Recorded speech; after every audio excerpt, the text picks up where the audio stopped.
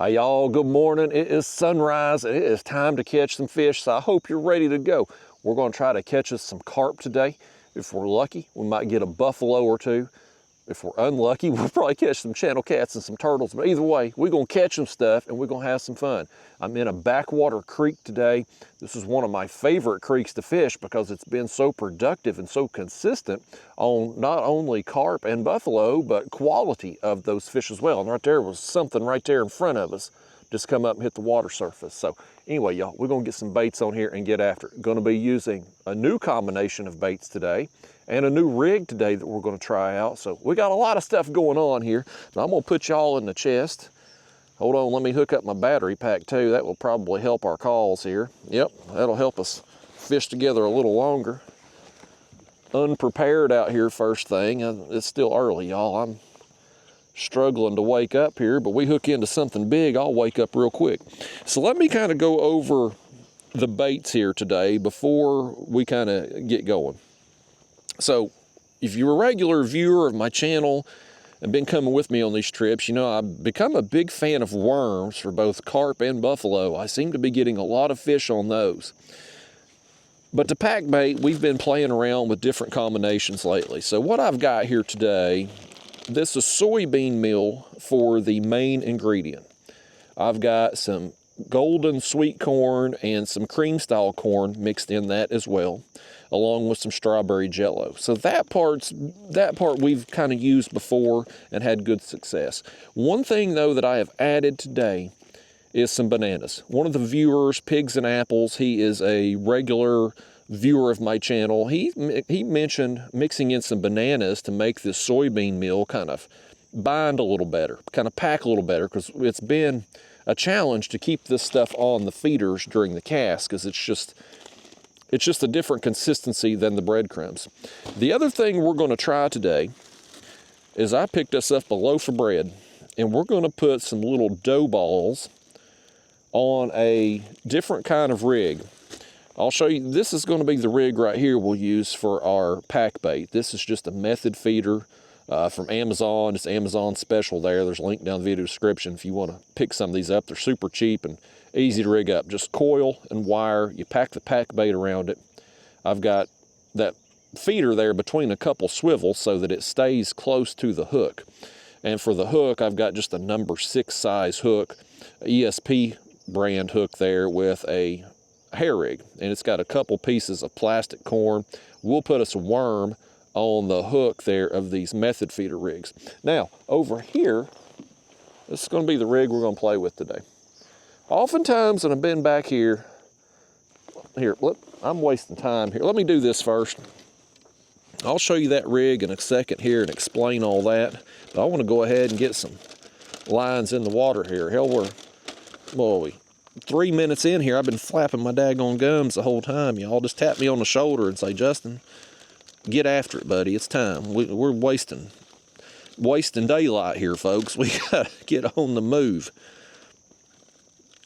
We're gonna just pack that on there real good, real tight around the feeder. That banana, I sliced it up real thin and then kind of just mashed it in when I was mixing up this mix last night. So we'll see how it goes. We'll see. Maybe I should have put in more banana than I did. I don't know. It's been a work in progress with these mixtures, because you know I just been, every time I go out, putting kind of a different amount and different ingredients, and then we get on the water and we see if it works or it don't. It's kind of just it's a work in progress. We're just getting it dialed in over the course of time.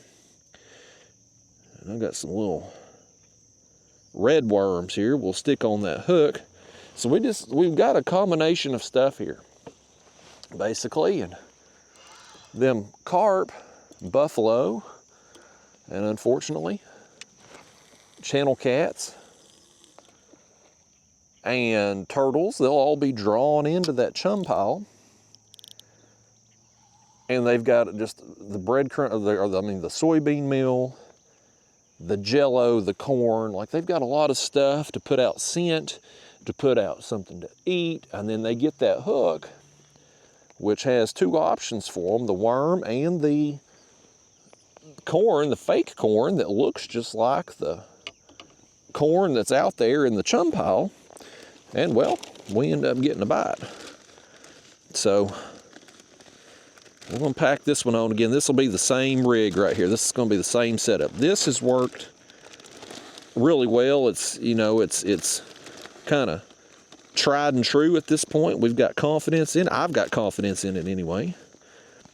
And so we're gonna have two rods with this setup. And then the other one, I'm gonna show you here when we get it rigged up. It is gonna be a total experiment. It's gonna be something new, and it's either gonna work out for us today or it's gonna be a complete disaster. But that's the biggest reason why I wanted to come here.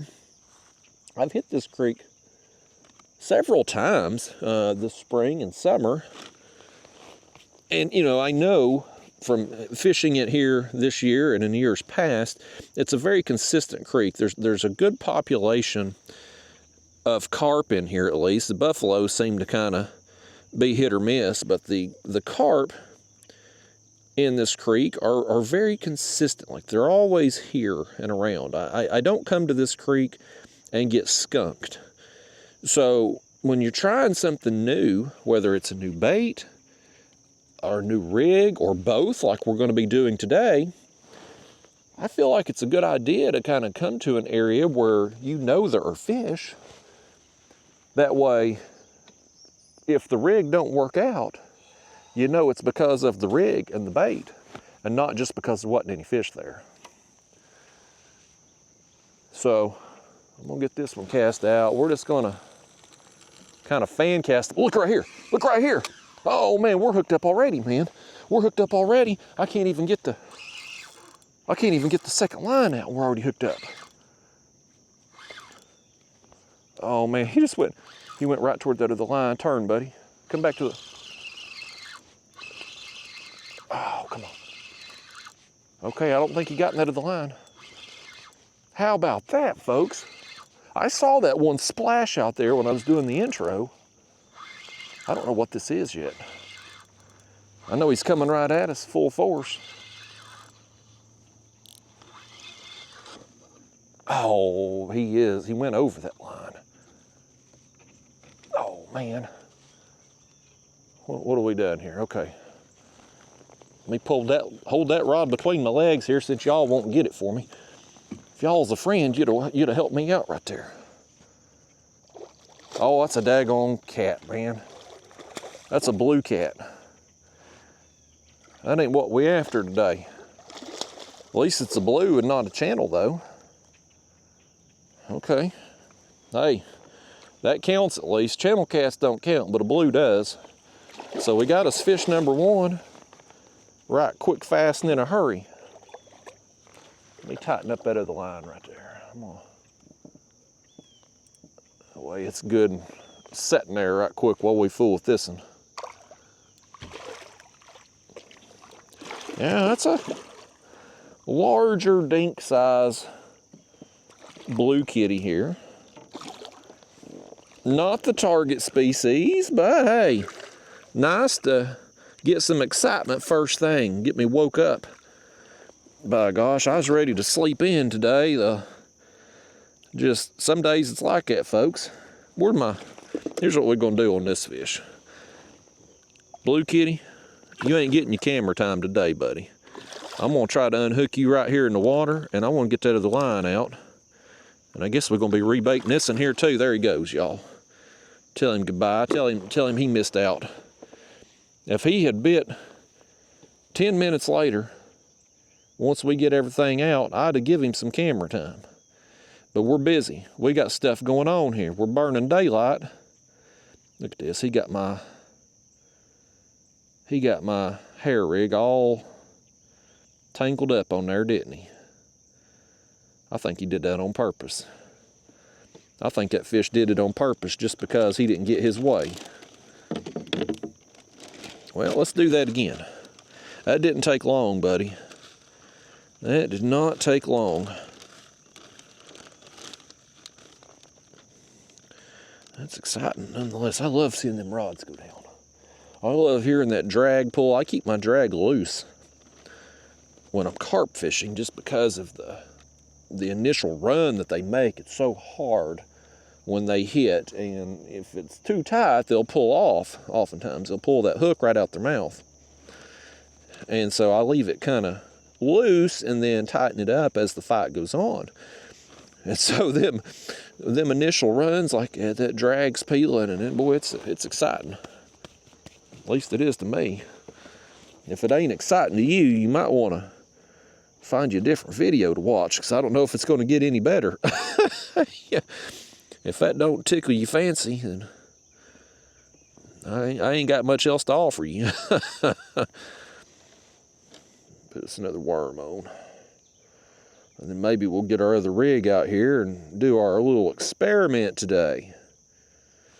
A little experimente kind of day. Oh, I got that thing wrapped around the rod holder. Okay. Okay, here we go.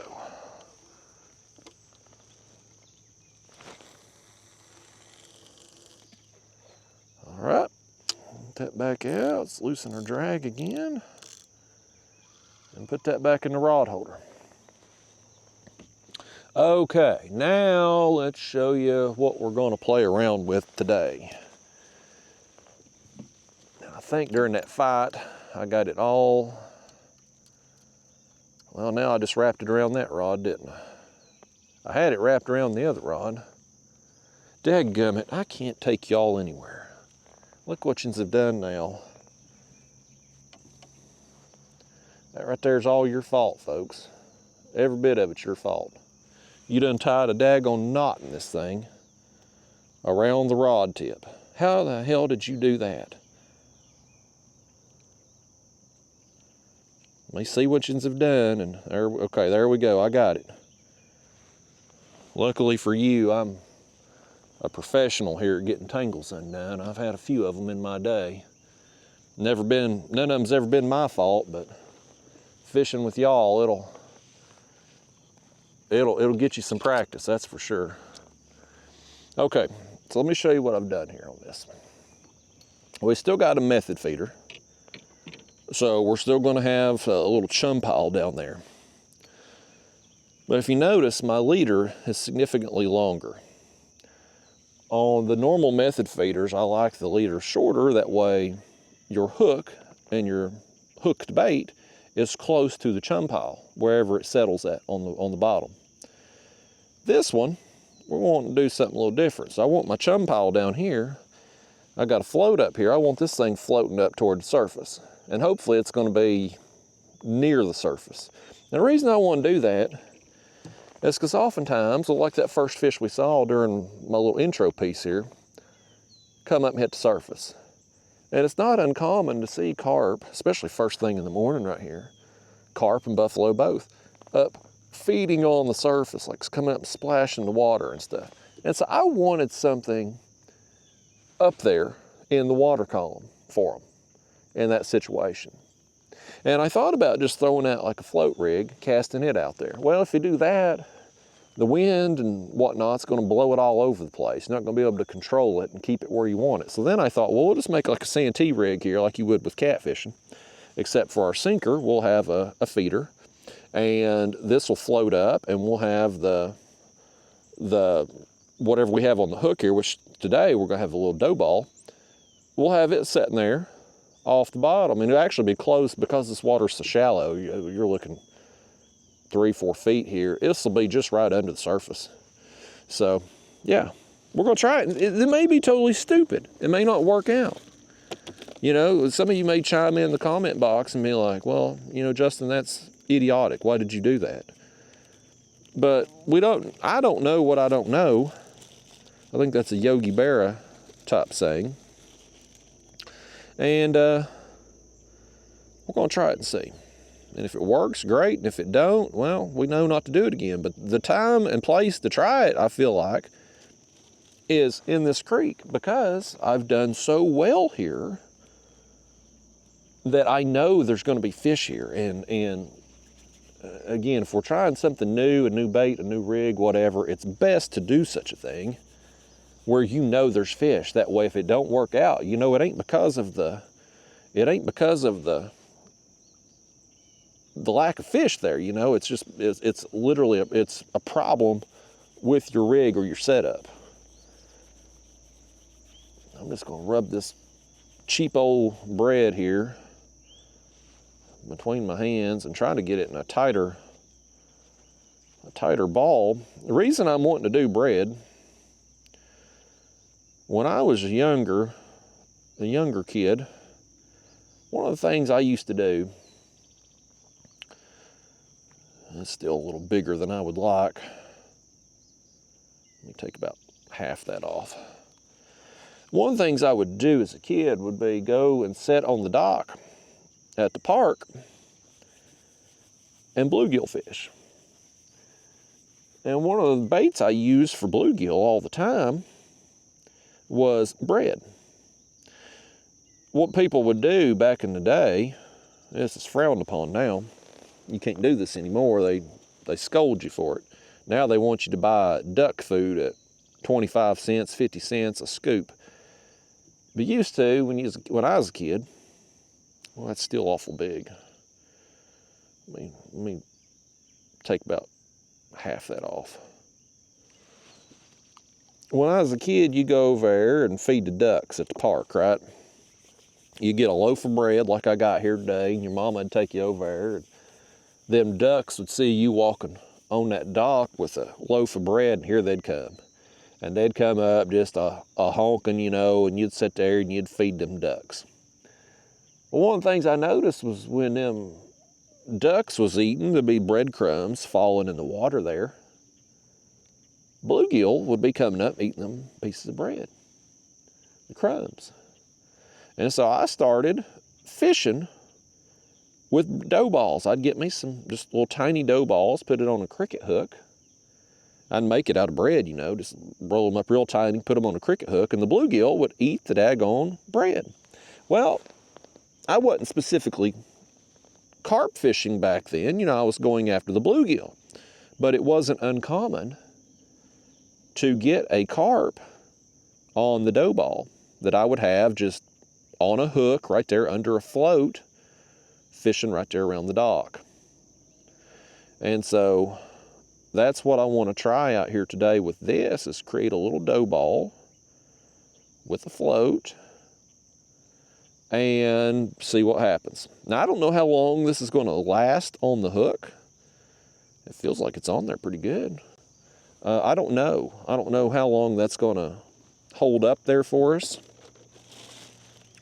So we may have to change it out a little bit more frequently. We can also certainly put a worm on there if need be, or take some corn and stick on there. The corn will certainly last a little better on there. But I want to try that dough ball there first and see what happens. Just history's sake, I know them carp will eat the bread that's up in the water column if they're already eating on it, which they would be at the park there when I would be bluegill fishing and throwing out some pieces of bread to get them going. And when these method feeders hit the water, when we're casting out here on our other rigs, some of them crumbs and whatnot's popping off on the surface. And so I think that's what those carp and buffalo are up feeding on oftentimes, and we see them coming up hitting the surface out here in front of us. I think they're getting them crumbs up there. So we're trying it, folks. We're trying it. It may be a disaster. I don't think that, okay, good. I don't see it. I had some concerns that the float might float the whole rig, but it seems like we're good. I didn't want to use a float that was too small because I was afraid the carp might eat the float instead of the dough ball. But that was the next size float that I had there at the house, so we'll see. You know, again, y'all, you live and you learn. it may be a disaster, it may be stupid. Undoubtedly, there's some European carp fishermen that know way more than I do that have a fancy pop-up rig or whatever they call it that's way better setup than what I've jimmy rigged together here. But I like jimmy rigging stuff. And I had these floats readily available. That's a number 4 size Gamakatsu G Carp hook that we got there. And we're gonna try it. May or may not work out. We'll know here shortly. Anyhow, let's get our baits put up here. Let's get our worms back under the seat. I'm gonna address somebody too. There's a guy, he's commented on 2 videos now where I've fished with dead worms because they've died on me, right? And this guy, he likes to ride out. I done forgot his screen name because I'd call his ass out for it. He likes to write out an essay in my comment box, basically telling me what an idiot I am, and how everybody knows since they're a child that before they leave the tackle store or Walmart buying worms, they need to open up the can and make sure that the worms are still alive. And he's basically calling me an idiot because my worms have died. Well, you know who the idiot is? It's you, sir, whoever the hell you are out there. If you wasn't so damn busy writing out an essay in the comment box, you might have heard me say that them worms died because I left them in the car on the way home because I stopped off and got lunch somewhere and they got too hot. They was alive when I left the damn Walmart with them. They was alive the first time I used them out on the water. It's when I take them back home, put them in the fridge after they've baked in the car, that's when they're dying.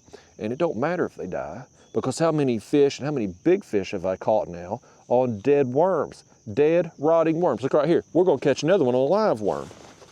But that guy, he's right, he's about 1 essay away from getting his ass blocked because I'm sick of it. It's 2 videos now he's done it and he ain't paying attention. He's too busy typing out his stupid ass essays that nobody wants to read. He's too busy doing that to pay attention to me and actually hear what I'm saying. So listen, sir, I hope, I can't stand him as much as I can't stand this channel cat we got hooked on. But I hope you understand them damn worms are alive. Yes, I check them before I leave the Walmart or the tackle shop. Oh, that's another blue. I thought it was a channel. He's bigger than I thought too. I thought it was just a tiny one. I was so focused on ripping that guy who keeps ripping me every time I post a carp video. I didn't even realize that we had another blue. Boy, the blues are in here today. Interesting. Interesting. On the worm. I'll take that hook back, please, and thank you, sir. I'll at least hold you up here. You're smaller than the last one, but nevertheless, it's another bite. Not the target species, but not a channel cat at least. Don't want no channel cats today, folks. I can't deal with no channel cats today. Y'all going, if you get a channel cat on, I want y'all to reel it in and handle it and everything. I ain't gonna fool with it. I got people like this dead worm guy I got to deal with today. I ain't got time for channel cats. But yeah, folks, we're gonna set out here today. We're gonna reel in some fish. I'm gonna tell you some stories. I've got a couple things to update you on. We got two purchases I've made toward the new kayak build. Haven't received them yet, but they are on the way. Well, I've probably received them by the time you're seeing this video, but at this moment of me filming this video, I have not received the items that I've purchased, but working on the new kayak build. I've went down a rabbit hole, folks, and on the interweb, and I'm gonna tell you about it because I'm fascinated by what these people are doing, man. It's an amazing world we live in, folks. It's 2024. I'm just every day it seems like I'm blown away by something. Whether it's the stupidity of people or just in this case, the sheer genius of people. I'm like, who would have ever thought to do what this person has done? And it's amazing what they've done. I'm going to tell you about that today. So we got a lot of stuff to talk about today.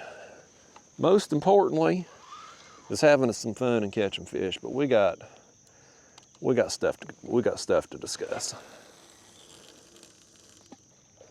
Okay, we got that back out. Y'all holler out there at them catfish, tell them, leave it be for a little while. Maybe we can catch a carp or buffalo on it. I really want a buffalo today. The whole purpose of me buying this soybean meal, and I bought a 50-pound bag of it. Paid $30-something in shipping and handling fees to get it. But the whole purpose of me going to the soybean meal in place of the panko that I had been using was because I was told, Justin, you go soybean meal, buffalo love it. Like you're gonna catch so many more buffalo on soybean meal. Okay. You know how many buffalo I've caught since I started using it? 0. I ain't caught a damn one. Now I've caught some carp. And we've had some good quality carp.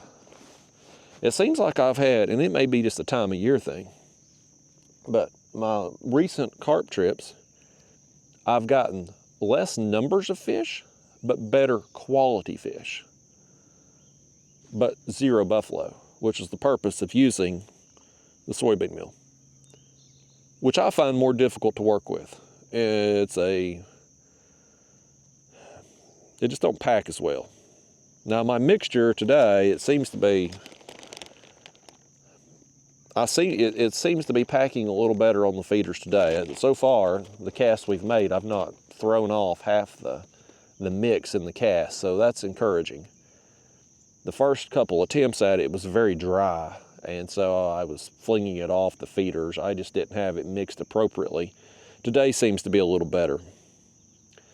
I've gone back to the strawberry jello today. I was using, the last couple trips I've used lime, and that was another tip I'd got for the buffalo, use lime. But I didn't have any more.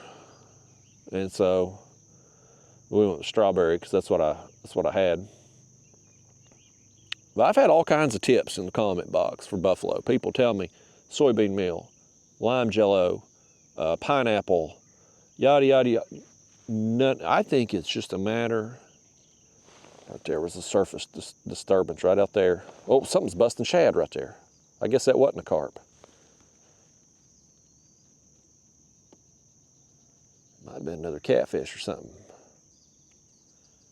Or bass, potentially. In these backwater creeks, could be anything. But here's what I've come to believe. Man, I could be off base on this. But I believe this right here, your pack bait mixture, doesn't matter one diddly doo-doo. I think you can use I think you need it. I think it's very helpful using pack bait. But as far as the mixture goes, oh, we got action right here on this mill rod. He's got it. Here we go. Here we go. Fish number 3.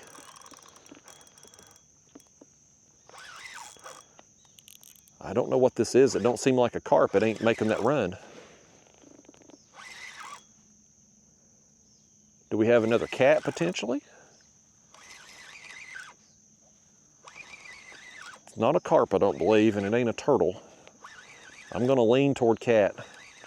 Just the fact that we've already gotten 2 would certainly seem to be par for the course. There seem to be some cats in here today.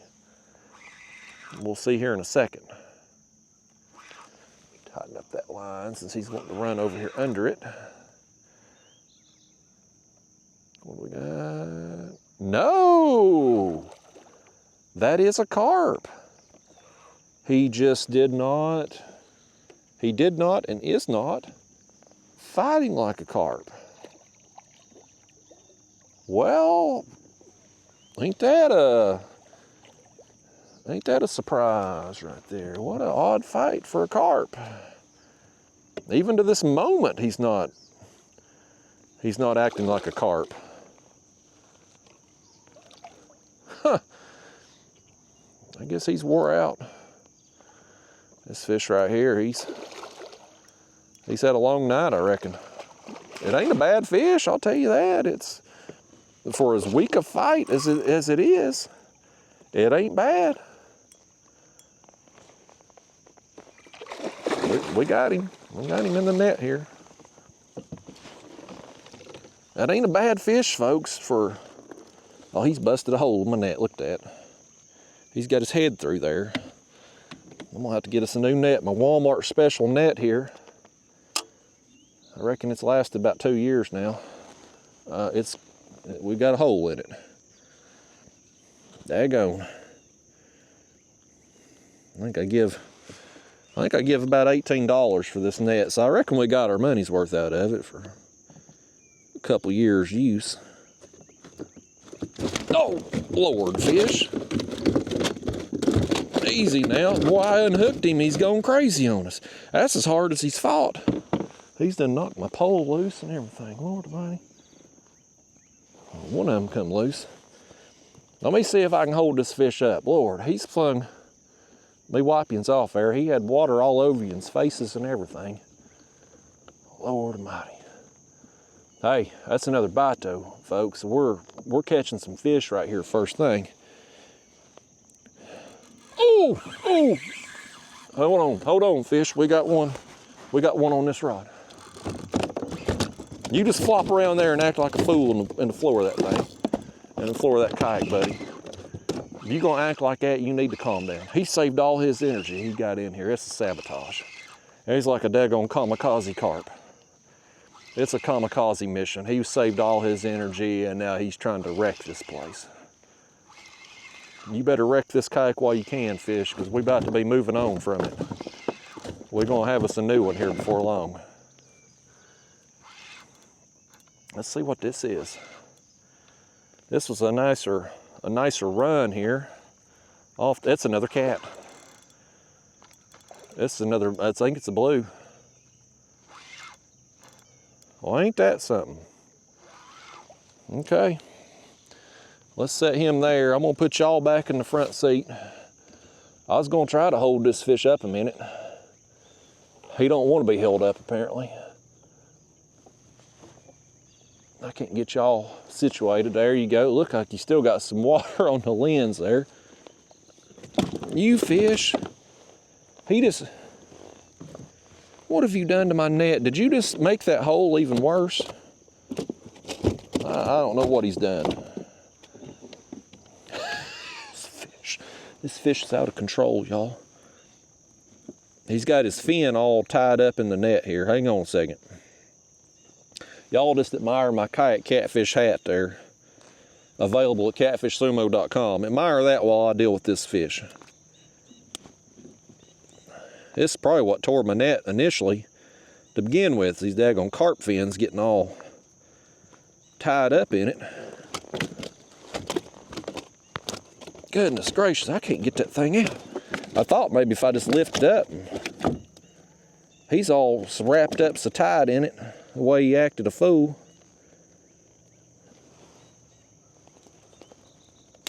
Goodness gracious. There it comes. I didn't think I was getting that net out of his fin. I'm about over you, fish. I want you to, he ain't gonna calm down for nothing. This fish is insane. Now he's got my line all this fish, you know what, fish? I was gonna hold you up to the camera. I'm getting rid of that fish. He's out of control. He's doing damage up in here, man. You know, normally them fish, the carp, they hit it, they run, they do everything they can to keep from getting netted. That in there, calm as can be during the fight, netting him fairly simple. You get him in here, he goes bat, S-H-I-T crazy, man. Just out of control. Now look at this mess he's done now. Now all that flip-flopping around, he got my net all hung in the hook and stuff. Now, I got a pretty good sized hole in this net. I'm gonna have to buy me a new net, y'all. I hope it gets through today. Again, it's just a cheap old Walmart, you know. I think I paid $18 for it. I got it, I think 2 years ago now. So it's, you know, I probably need to, since I'm doing this style of fishing a little more, I probably need to invest in a better net, get one that's got some better netting materials, maybe something rubber coated or something to be a little better on the fish and whatnot. This one served its purpose well, but it's not the best quality.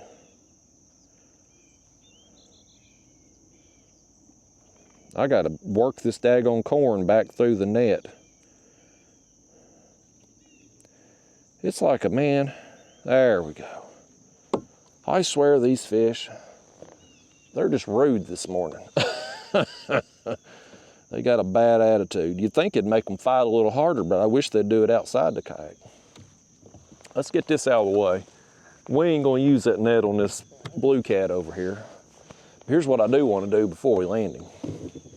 Because we got some fish in here. We got an active feeding window happening here, and I want to take advantage of it while it's going on. So we'll just go ahead and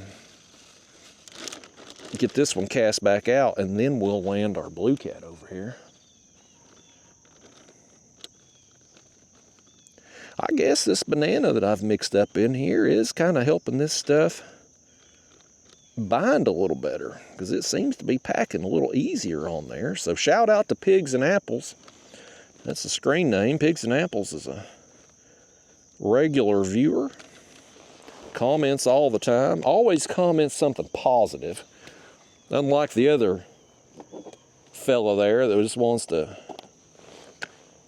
call me an idiot because my worms died in my fridge after they baked in my car a while. Idiot. Didn't even pay attention to what I'd said in them other videos. But Pigs and Apples is always very positive and always has something encouraging to say. He's always one of the first people to comment. And yeah, I think his tip with the banana there is working out so far.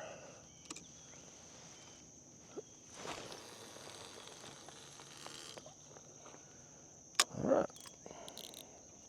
Now let's work on our blue cat finally. Let's see what we can do with him and get him gone, and then we will cast over here to the left and see what we can get going. You ought to be about tired out now, blue cat. I had such a time with that carp that you ought to be wore out. He's another one. I'm just going, if I can get hold of that hook with these pliers, I may just release him right here in the water. Where's that hook at? See if we can get hold of him actually. It's just right there on the corner. Come here, blue kitty, let me have it. Let me have it. There, nope. You apparently still ain't done. He just wants to sit there and spin. Quit. Quit.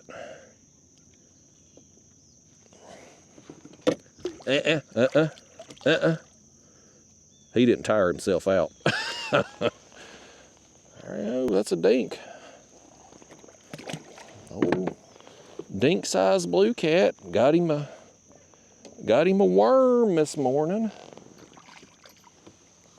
Oh, big worm. Poles keep giving over here. My anchor poles. Every time I shift my weight, one of them pops free, it feels like. We'll get them deep enough in there eventually to keep that from happening. Okay. Well, let's get us bait on and let's do it again.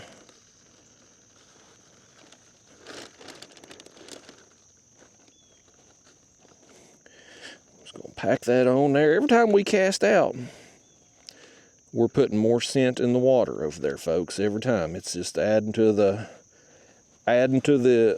chum pile, adding to the crumbs there that's going to be up on the water surface. And it's calm out here right now, but the wind is supposed to be up a little bit later in the morning.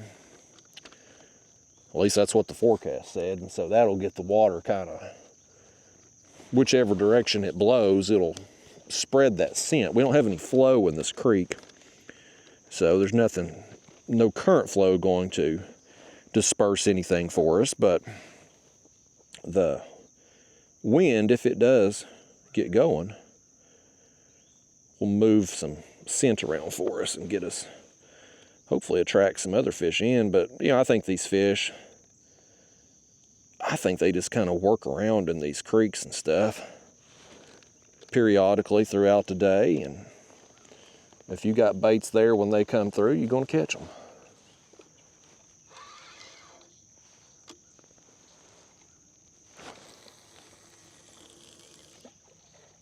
Okay. I've said this before, the other times I've fished here, they ain't nothing real special where I'm setting up in this creek. I'm setting up where I am because the way the sun comes up, we got some trees over here behind us, and that gives us some shade to later in the morning. You see here where the sun is, we got these trees here that'll shade us. Even though it's going to be cloudy today, we're going to have some chances, some storms later. But anyway, that kind of blocks us out, and we're so far back in this creek that if there was some bass fishermen or any kind of fishermen, if they come in, they're probably not coming back this far and this shallow. So it kind of gives us a little buffer from people. I'll deal with you, but I don't want to deal with actual live human beings. I got to clean your face off here, folks. Bear with me there. That's driving me crazy. It may not bother you, it's bothering me. All right, let me get you back in the chest. But yeah, I think what I was about to go on talking about before that fish interrupted, I think we're about to have another one interrupt us. My line here, middle rod, went slack. Is that just me moving around the kayak that caused that? Or did a fish hit it and knock slack in it? It may have just been me moving. I don't feel anything. I don't feel anything on it. Set my anchor poles again. But I've about come to the conclusion that all of these bait recipes don't matter. I think pack bait is helpful. I think it does serve its purpose, creating a little chum pile, putting out some scent, giving those carp, when they find your bait, the area there, giving them something to eat. They're certainly eating some of the real corn and the soybean meal and whatever else you may be using. So they're eating it. It's tasting good to them. They're having a good experience with it. So they don't think anything when they get to either your worm or your plastic corn or whatever. They're going to suck it up and eat it too. But as far as the concoction itself, the mixture of pack bait, man, my comment box is full of recipes. Everybody's got their own favorite recipe. YouTube's full of videos, carp bait recipes, pack bait recipes. They're all a little bit different, but they're all the same. They're all accomplishing the same thing. So I really don't think it matters what you use, because you got to put it where fish are. And if there's fish there and you can draw them in, you're going to get bit. I would argue your bait on the hook is more important, or on your hair rig. I would argue that's more important than the pack bait. The pack bait's going to draw them in regardless, I believe. But whatever's on your hook or your hair rig, that's what you need to get them to eat. So I would argue that's more important, but I'm going forward, I'm going to use the soybean meal for a while because we got so much of it. I'm going to make use of it. I don't know that I'll buy any more unless I see something just remarkably different. It is cheaper when you work it out. You know, you take a bag like this much here that I've mixed up soybean meal wise. It's more dense than the breadcrumbs. Like, it's heavier. But normally I would mix up like 4 cans of panko, and I don't know how many pounds that is. I don't know. I think panko, I'm wanting to say it's like 8. So is that 8 ounces, what, half a pound? So 2 pounds of panko would be like $4 and something. The soybean meal, even with shipping charges, it's a little over $1. So it's half the price essentially as the panko. So from a value perspective, I guess the soybean meal is better. Some of the other recipes that people have mentioned, the various Wheaties and the cereals and stuff like that, those are going to be a little bit more expensive per fishing trip just because of the cost of the cereal. Being able to buy your pack bait material in bulk is going to save you a little money if that's important to you. For me, I think it's more about convenience and availability. Going to the grocery store and picking up some cans of breadcrumbs is, I mean, any grocery store is going to have it. Dollar store has it. The Dollar Tree here around the house has it $1.25 a can. So it's readily available. If I could get the soybean meal locally, I bought it from some feed store online. Seven Farms, I think it was called, maybe. It's a website, but anyway, it was a farm store website. But the local farm stores, the Tractor Supply, the Co-op, Rural King, they don't sell it here locally around me. So to get it, I've got to have a 50-pound bag shipped. And the bag itself is like $29.99, $30, something like that. I mean, it's $30 for 50 pounds. It's very reasonably priced, but your shipping charge is $30 some odd because it's such a big package and it's a heavy package. So that's where the fees come in. If I could buy it locally, well, I mean, you could probably talk me into buying some more just because it would be significantly cheaper than the panko. But if all I'm going to save is about $2 a trip in using the soybean meal versus the panko for the volume, the amount I normally use, well, I'd rather pay the $2 more per trip just for convenience, really. Until I see such a time that the soybean meal makes a huge difference, whether it's buffalo or size or number of carp. Like, I just haven't seen it at this point. And again, we have had better quality carp lately. There's been fewer of them, and I'm more inclined to believe that that's just a sign that where I've been fishing, there have been fewer carp there, but better quality fish. I don't think that the smaller carp, I don't think they're just snubbing their nose at this soybean meal and only the big fish are taking it. Like, I don't think that's it. I think it's just probably has more to do with time of year, time of day I've been out, just right place, right time situation. Yeah, that's kind of where I'm at with this stuff, man. I don't think carp are too particularly picky when it comes to what they're going to eat. I think it's just a matter of getting it in front of them. And so, I saw a buffalo right up there. He surfaced. Speaking of surface, I wonder how our dough ball, you think it's still on that hook? You think it's fell off by now? When I was doing it as a kid, the dough balls never stayed on the hook very long because, well, a fish would eat them. I mean, as soon as you would drop it down, you'd have a bluegill. And then occasionally you'd have a carp that would get it. And that was always a blast trying to land that on ultralight. I ended up breaking off way more than I ever landed. But it wasn't uncommon at all to have them carp. Of course, they're in the shallows there around the docks and stuff.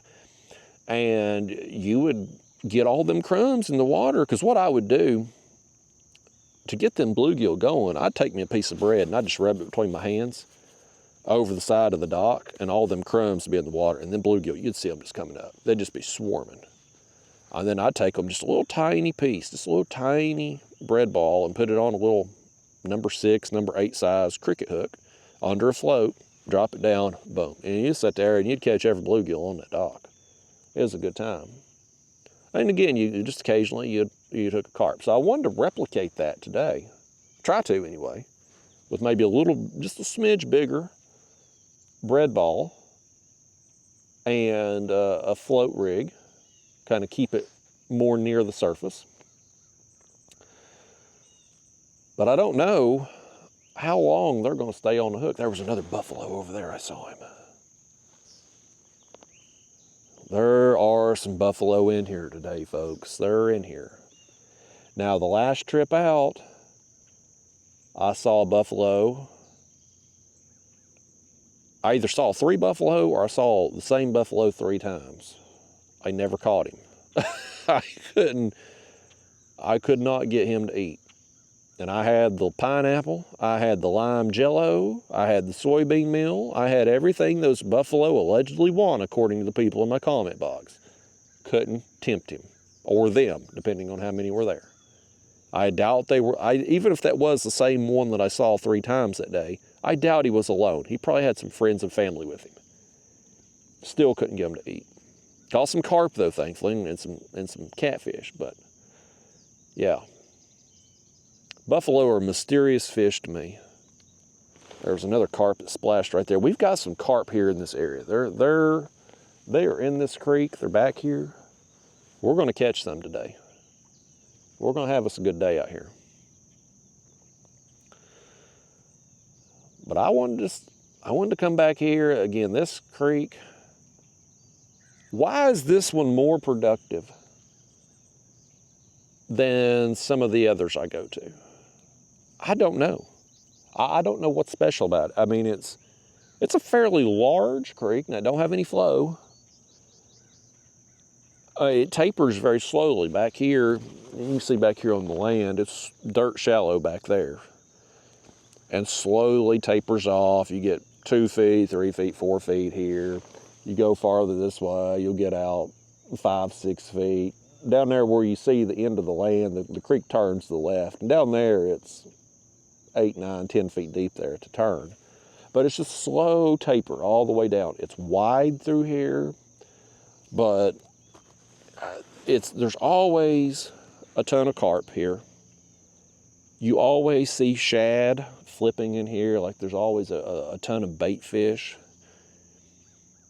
I don't know what's special about this creek that makes them come in here. I mean, there's other creeks on this stretch of the river here. It ain't like it's the only creek in town or anything. Like, there's other options for these places for these fish to be. And I've caught fish in other creeks up and down the river here. But this one, on this stretch of the river, this particular creek has been, it's been better for both numbers of fish and quality of fish. Don't know why that is. I wish I could figure out why. Because, not that it matters for this creek, because we obviously know this is the better performing creek in this area, so we know we want to fish out here. This is the place to come. But what I would like to know is, just for patterning purposes, like if there was something in particular that we could figure out about this creek, then we could look for that in other creeks. And it would save us time when we fish new water or new places. Well, maybe we could see something on a map or a particular feature of a creek and be like, oh, well, of the creeks in this area, this one's going to hold the fish. I certainly, I mean, I can do that with catfish, just reading a contour map. I can kind of pick out places where catfish should be at certain times of the year, just from knowledge and experience of doing it for so long. But I don't have that knowledge and experience with the carp yet. I hope to get it someday, but I'm not there yet. Right now, I'm pretty much just the guy that goes out and throws out baits and kind of just hopes to get lucky. Unfortunately, focusing on the creeks, I tend to get lucky quite frequently. I don't spend any time fishing for carp out in the main channel. A few reasons for that. First off, I tend to carp fish on the weekends, and so boat traffic is heavier on the weekends. There's always bass tournaments, of course, and carp fishing is kind of my weekend getaway, because I spend time during the week out there catfishing, and so when the water gets rough and choppy from all the pleasure boaters, I like to come back in these creeks and do my carp fishing. So that's part of it. The other thing is, I do think it's important when you're carp fishing that your bait kind of be still. Like, you need to cast it out and it needs to be out there, not dragging back and forth all over creation. And that's hard to do in a kayak on the main channel. Back here in these creeks, I use these anchor poles, right? This power pole thing. I got one on each side of the kayak, and it drives this stake down into the mud, and it kind of holds us in position. We don't have all this back and forth movement. It keeps us in place. So when I cast my line out, my line sits there. These things are great back here in these creeks. You try taking them out in the main channel. If, let's say, a boat goes by, it don't even have to be a big boat. It could be a bass boat, a little fishing boat, something, and you get some boat wake. That wake coming through, whatever side it hits you on, or it could hit you in the front and the back, it don't matter, but when it hits you, if both of those poles hold, you're okay.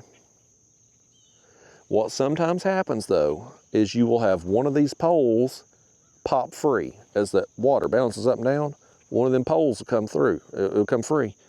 And next thing you know, you're sitting sideways in this damn kayak because one pole held and the other didn't. And so the waves are knocking you up this way, and meanwhile, this pole here is holding you down. And so you damn near crooked in the kayak. And I've had some close calls about falling out of this damn thing. So I don't like using them poles. They're not very good in the main channel. If you were just using one, you'd be fine. But trying to use two like I do them, it's tough. And so I don't do a lot of carp fishing on the main channel. If I was going to be out there, I would prefer to fish off the bank, but this time of year, water's up, everything's overgrown on the bank, or you're in somebody's yard if it's somewhere developed out there. So it's not a lot of bank access this time of year. So for me, I just prefer do some carp fishing on the weekends, get in some secluded backwater creek where I'm not going to see another soul, put my anchor poles down where I ain't going to get rocked, and sit here and just catch whatever fish is in whatever particular creek I happen to be fishing that day. That's what I prefer. I'm gonna prefer to catch this fish right here on the left. We're getting movement right here. I watched my line get tugged. I wasn't moving at the time. I know it wasn't me. Something's over there by it.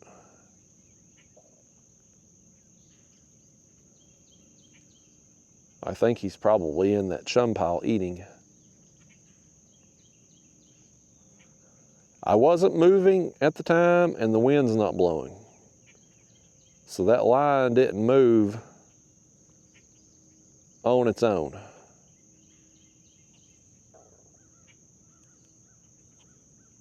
I know I didn't imagine it either. I seen that damn line move.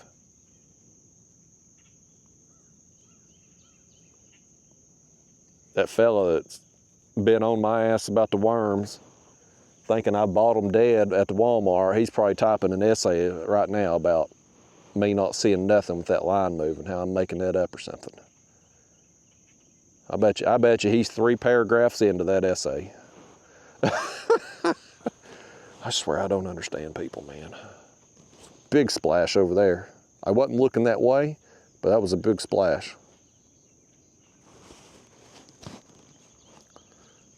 I hope we don't get wet today. I did bring an umbrella with us to ward it off, just in case.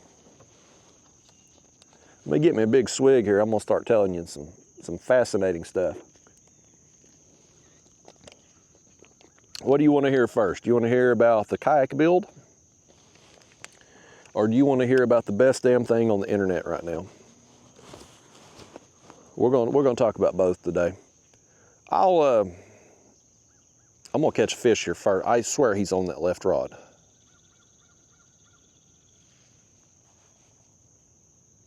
He just tugged on it again.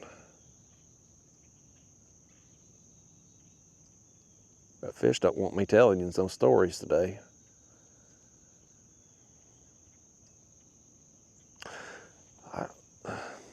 I want to pick up on it, but I don't. I've been known to set the hook on air before. Set the hook, there'd been nothing there, but I don't think he's got it. But that line, I swear, it's jumped a couple times. Maybe he's just hitting it with his tail or something when he's over there. How far? We're an hour into this. We probably need to reel in our dough ball over here. Surely it's gone off there by now. Let's reel it in. We'll rebait it. And then I'm gonna tell you something. Either, by gosh, look at there, it's still on. Well, it lasted longer than I thought it would on there. It's still firm on there too, hell. All right, well, let's, I'm gonna go ahead and switch it out, but that's encouraging. Now we know we don't need to reel in just because it's been a certain amount of time. We'll know in the future, just leave it out there until it gets bit. That's definitely encouraging. Why'd y'all put that bread tie back on there? We didn't need to do that. I got distracted talking to y'all, and let me just get me a little piece of this. This right here ought to be enough. Yeah, them bluegill, man, I would just take just tiny, tiny dough balls. Just tiny pieces.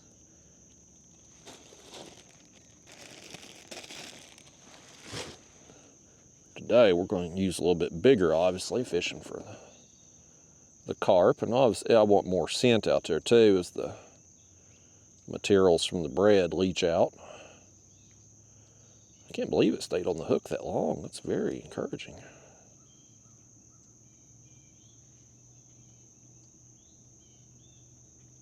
Okay. It's not encouraging that we've had these other 2 rods get hit several times, and this one on the float ain't been touched, but at least it's encouraging to know we're not getting touched because there ain't no bait on the hook. It's just they ain't wanted it.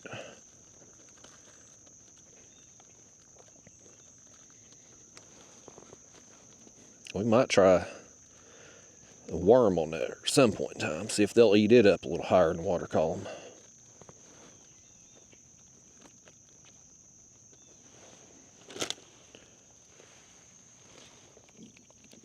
Okay.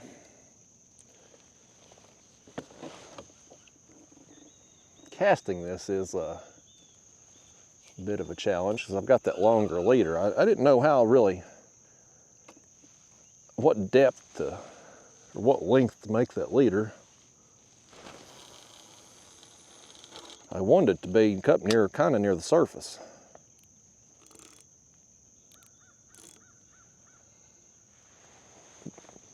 All right, it's out, back in the game. Did me moving around not slacking this line, or did the fish do it?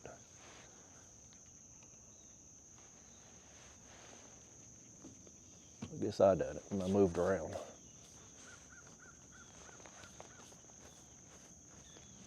All right, well, let me tell you some stuff that's going on. So I'll tell you it's about the kayak first. The other story I'm gonna tell you about the greatest thing on the internet, when I tell you about it, you're probably gonna be so interested in seeing it that you're gonna click off this video to go watch it. So I probably need to save that until later on in this trip so it don't kill my view time. That's smart thinking on my part, because I know y'all, I am fascinated by this fella who's doing this. It's amazing. Again, every single day it seems like the internet shows us some of the dumbest people on the planet. Stupid things people do. But then, in the same species of people, there are pure geniuses. And this guy is a genius. What he has done, it's amazing. I'm blown away by it. But we're saving that story till later, because I don't want you clicking off this video to go watch that videos. He's got multiple. I'm going to watch some more tonight probably. But anyway, so the new kayak build. As I have been talking about for months, I have been in the process of, really for the last year or so, I've kind of been wanting to move on from this kayak that I'm in. I'm in a Hobie Pro Angler 14. This is a 2017 model. It's served me well. I like it. I like the layout of it. It's been a good kayak. Still a good kayak. But there's times when it's not. And that's when it is really windy and choppy out on the water. When you get a day like that and you're trying to fish, you're going to take a lot of water over the bow. And that water ends up in that front hatch, which then ends up sloshing around inside the kayak, making it incredibly unstable. And earlier in the year, I got caught out in some crazy weather. We had had a bunch of rain. They were moving a lot of water through the dam system. And I was out there on a day where the wind wasn't blowing too hard. I mean, I've certainly been out on days where the wind's blown harder. It was maybe 15 miles an hour or so. But it was going directly against the current, which was moving way faster than normal because of the flow going through the dams. And so you had just a ton of chop. I was going over one wave and through the next, and I had a whole kayak full of water. By the time I got back to the launch where I could safely get out and try to drain some water, my kayak was maybe that far from the water surface. Like, I mean, it was at capacity, man. I was in a dangerous situation. And so I've wanted to move on from this kayak to find something that's more suitable for having a heavier bow mount motor up there. I've also wanted a kayak that I can have a 360 seat, meaning I can fish off the front or the back of the kayak, depending on the situation. Because there's a lot of times where you just take, for instance, it's wintertime, it's cold, the wind's blowing. Your motor with the spot locks facing you into the wind. It'd be nice to turn around and have that wind blow into my back while I fish off the back of the kayak. Other situations, like we've been doing lately on my catfish trips, I get out and I've been doing some ledge fishing, just trolling. It would be nice to be turned around fishing off the back of the kayak so that when a rod goes down, I'm facing the rod as I reel fish in. So that's one of the things that I would like to have. There's all kinds of activity going on over here. There was another fish that come up there right on the edge of where we've cast our baits over there. Ton of fish over there. They're just not, well, I say that and that left rod got hit again. There's fish out there. They seem to be just beyond where we've casted. So anyhow, I've been wanting to move on, but the problem is there's not been any good options to move on to. Most of the guys that are in our tournament scene, a kayak catfishing tournament scene, most of those guys are either running new canoes, either the Frontier model or the Unlimited. And the Frontier's garbage. It's thin plastic, the floor's warped. People get a bunch of water in that front hatch on there. They got problems with it too. Like I don't have any desire for that kayak. The Unlimited seems to be better. Everybody I know has had better experiences with that model than they have the Frontier, at least the people who went from one to the other. But I had a bad experience with New Canoe years ago. I'm still, I guess, affected by it. They've had problems with the consistency of their molds, meaning you might have 10 people that has a great kayak, and then the next person that buys one, the plastic's really super thin and flimsy, and the floors are warped and flexing everywhere. Like it's hit or miss whether or not you're going to get a good quality kayak or not. And God forbid you have a problem with it. Everybody boasts about their customer service. That wasn't my experience. It's a good thing I wasn't holding my breath waiting on them to get back to me. I'd been dead and decomposed by now. So anyway, I was just I had a bad experience with them years ago. It's made it difficult for me to ever want to try another one of their kayaks ever again. But I will admit the layout of their kayak, the accessories they've made for it, they've really, as far as a kayak catfishing setup, I know that wasn't their goal when they made it. They weren't trying to make it for kayak catfishing per se, but the layout, the accessories, the features, it really suits us. Okay, it does, and I'll admit that. I may not like the company, but I like what they've done. As this left rod gets hit again. I know I didn't imagine that. He was hitting it. He knocked some slack in the line. Let me tighten that up. You think he's sitting there with it?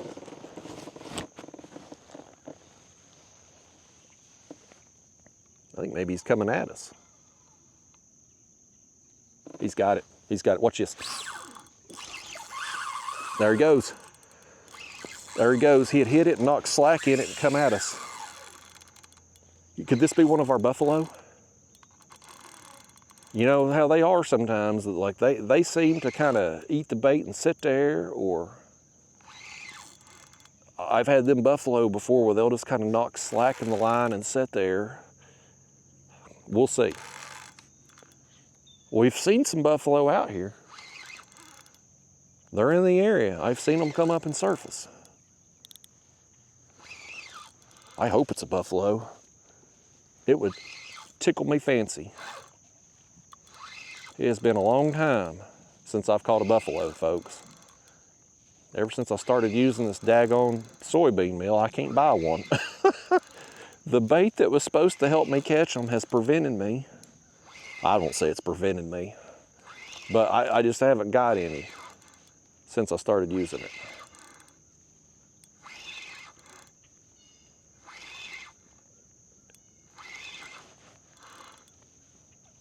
Let's see what we've got.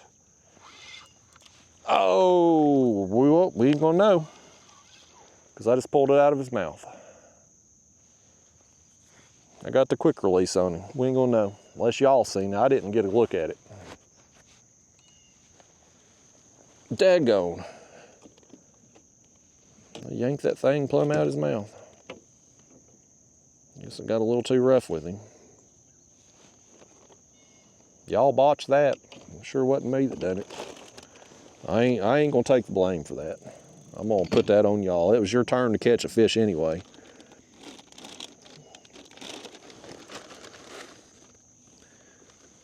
Let's put some more on there. Put some more on there. Put us another worm on. I'm gonna try to maybe cast this one a little bit further out to where I've been seeing those other fish surface out there. Because it seems like they've been surfacing just beyond where we had cast before. So that might help our cause a little. put it out there where they're at.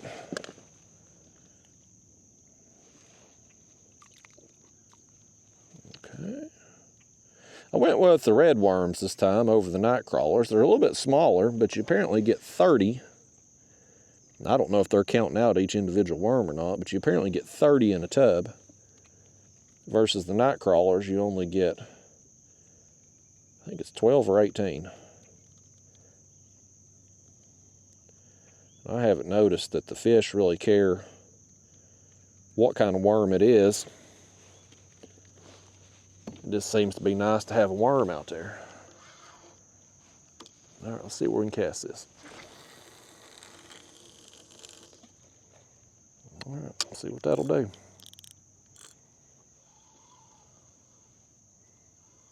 I'll tell you what, while we're at it, let's do that with this one too. Let's rebait and cast it out a little farther too.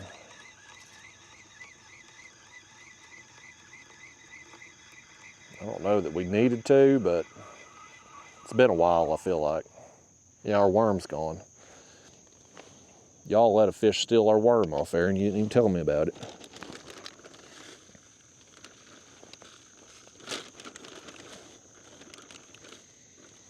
We'll just get everything rebaited and we'll be set again. And I'm gonna eventually get through this story and tell you the stuff I've bought for this next kayak build. Pretty excited about it. I think it's gonna be the bee's knees, man. Fish beware, because we got a fancy setup coming.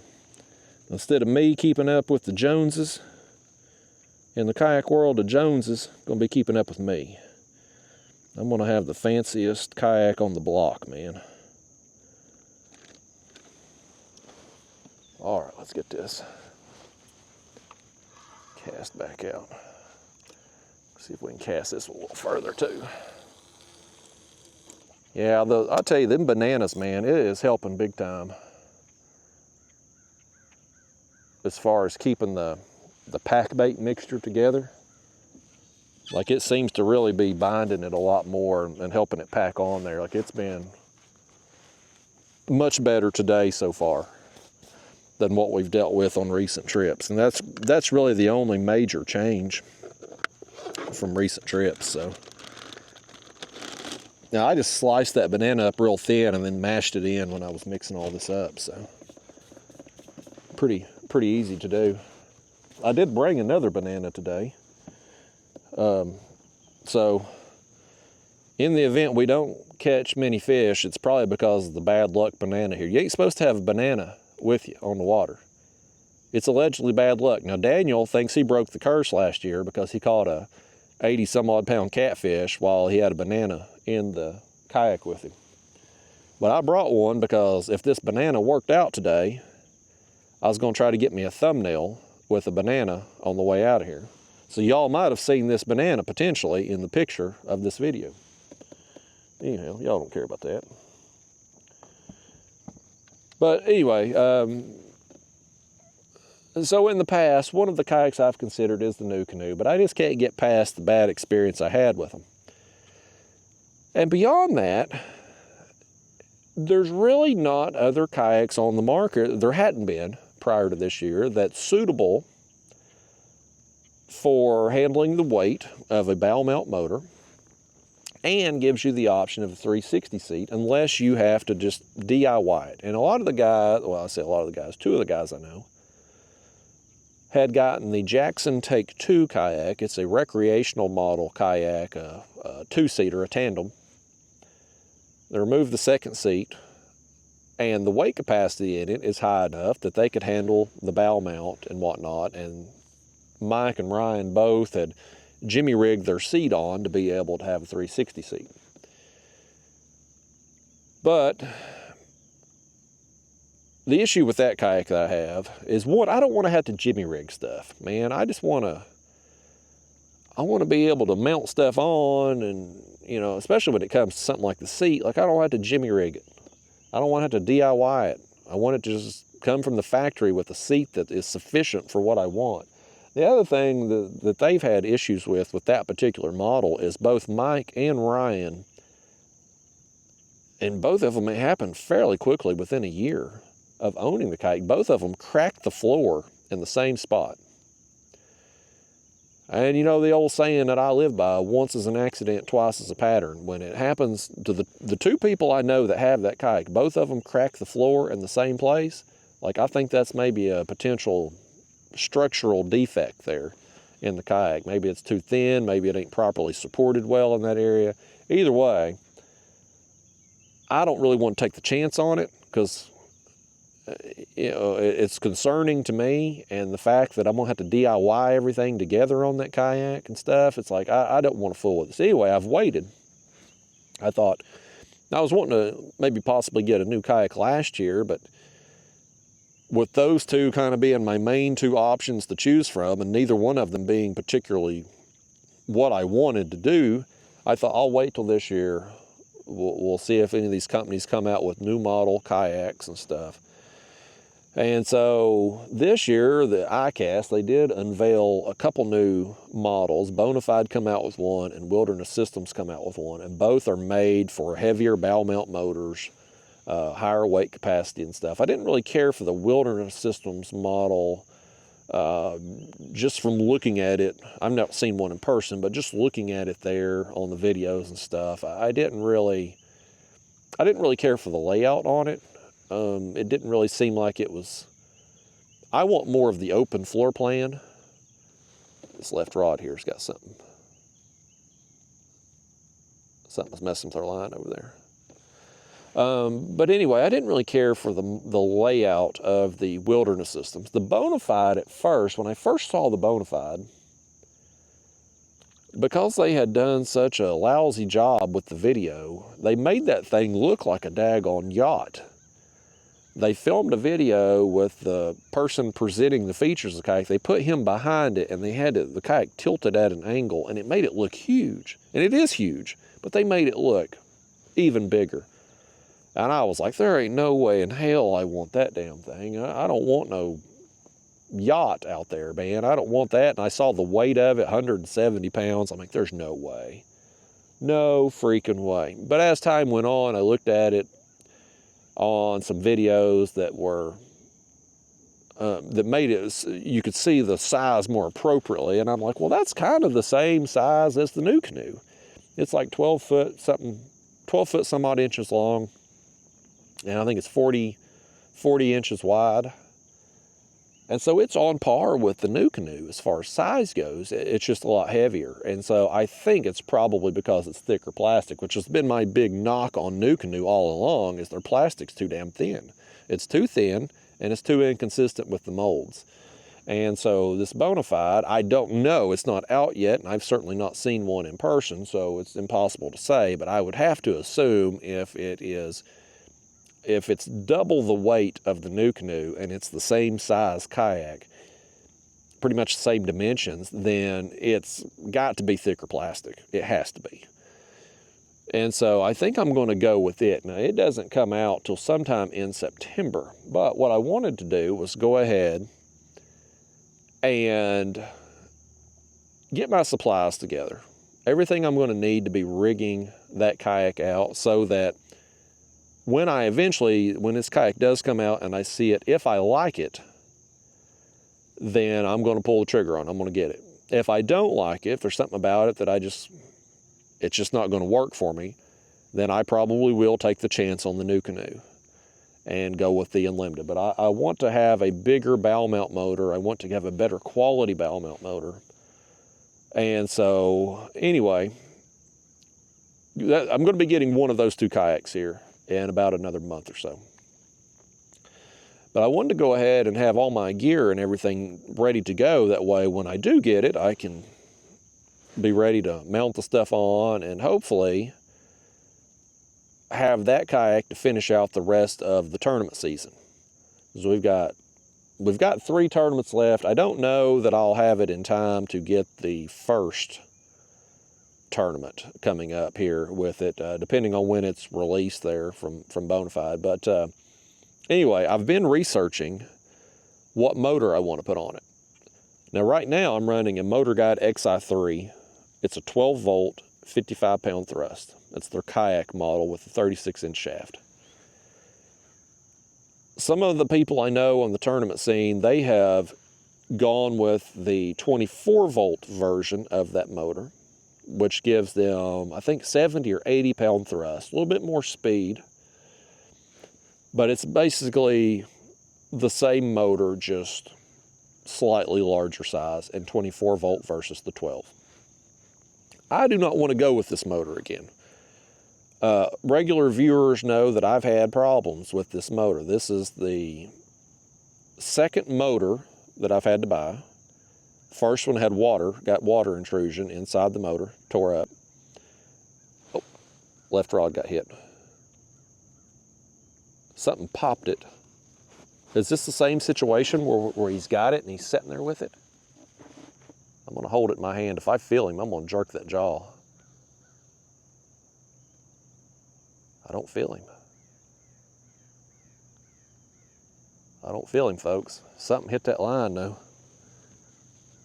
That line right there, this line right here is slack too.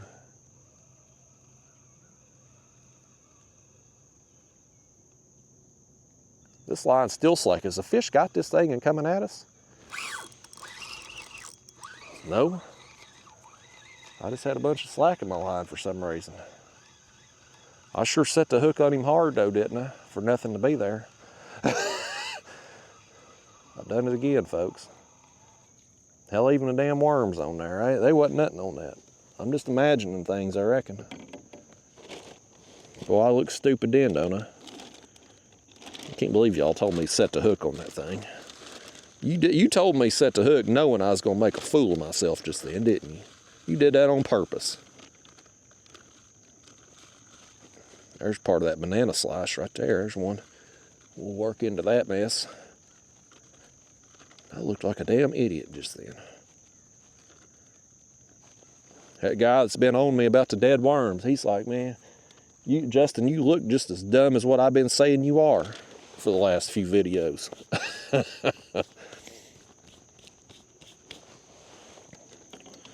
Let's throw it back out.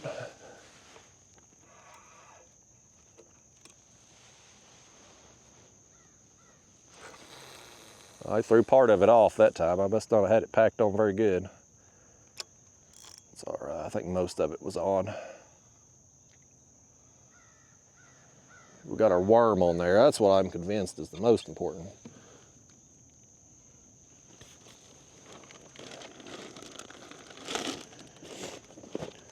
So anyway, motor options. Yeah, I've had problems with this motor. That's the second motor that I've gotten. First one had water intrusions. I had to buy another one.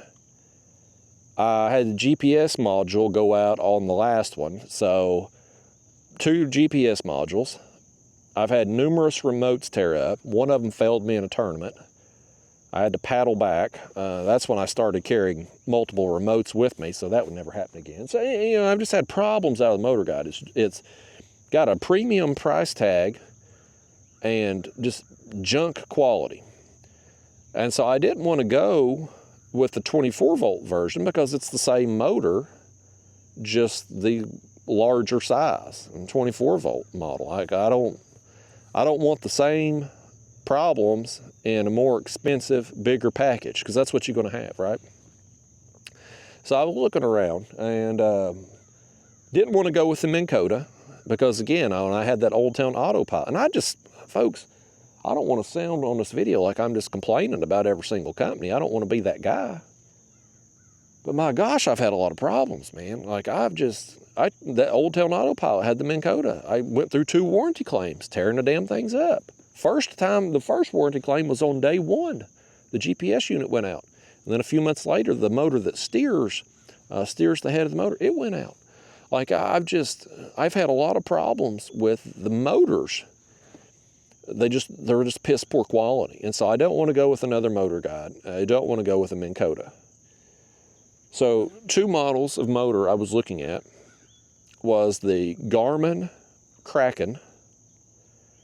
I was interested in the Garmin Kraken versus the other model because of the weight. It's lighter weight. It's 53, 54 pounds, I believe.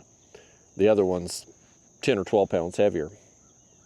And the other one is the Power Pole Move motor. Same company that makes these anchor poles I got here. They've got a trolling motor now. And the Garmin, I was most interested, well, first off, when I watched the iCast video about the Power Pole's kayak version of their Move motor, I was very excited first thing because it was supposed to weigh 30-something pounds. That's what they said in the video. Well, it didn't end up weighing 30-something pounds. It's 54 pounds, 53, 54 pounds, something like that. So anyway, after I saw that and saw the price tag on it, I was like, let's focus more on the Garmin. And the Garmin was appealing in itself because I have a Garmin graph. And so in theory, you can connect the motor to the graph and make your life a whole lot easier on the water. But I started researching and watching videos and reading posts and stuff, people who have that Garmin motor and their experience with it. And I noticed a common theme in that a lot of people were having trouble connecting the graph to the motor. It connects wirelessly. So I guess via Bluetooth or whatever, but here's how it would work in theory, okay? Let's say you got a Garmin motor, you got your Garmin graph. Wirelessly, you connect them. So now your motor controls are on your graph screen. So let's say your remote tore up, went overboard, batteries died, whatever. You're not without a way to control the motor. You can do it from your screen.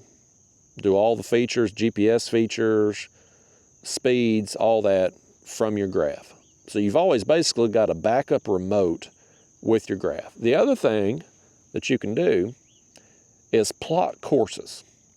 So let's say me and you were out there catfishing like we have been lately. We're working main channel ledges and we're wanting to work a brake line all the way up a ledge.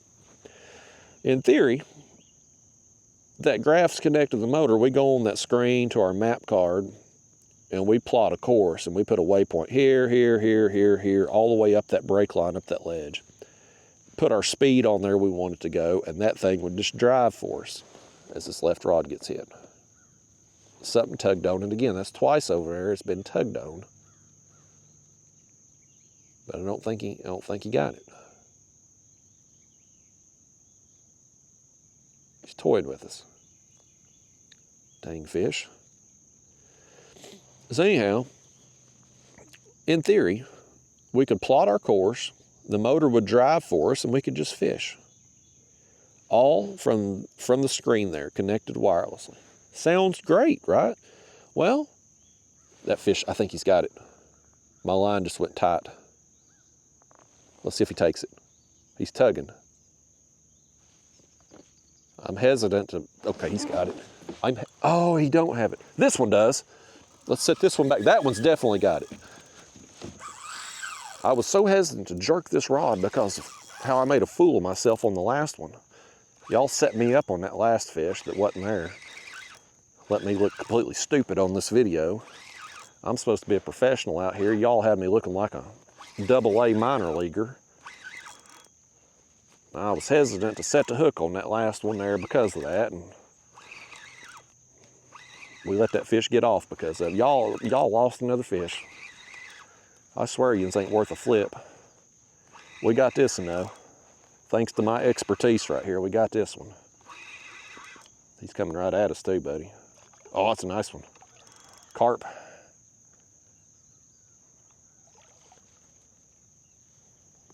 Let's see, I wonder if we can, if he wants to come over here, we'll land him on this side where our net's already at. I'll land him anyway. I know y'all ain't gonna lift a finger to help.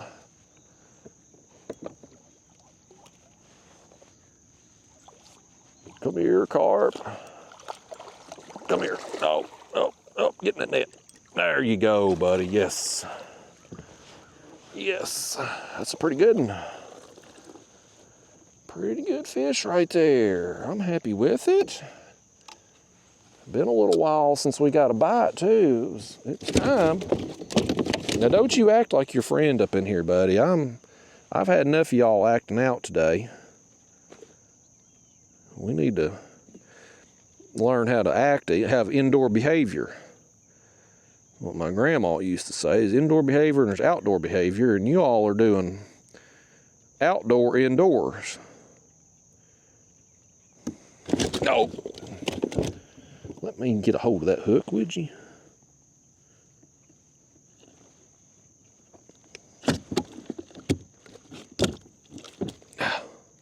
You're gonna cause me to tear up my hook now. Doing that, let me get it how it needs to be before I bend that thing. I need to get this camera out of my face here where I can see something. Sometimes having y'all here in the chest, it gets hard to see. Well, I'm in a situation where I gotta look down. Boy, he is hooked in a bad way right there. Behind that lip. He wasn't coming free like his friend there earlier that popped the hook out in front of us. This one was not coming free. He still ain't coming free, folks.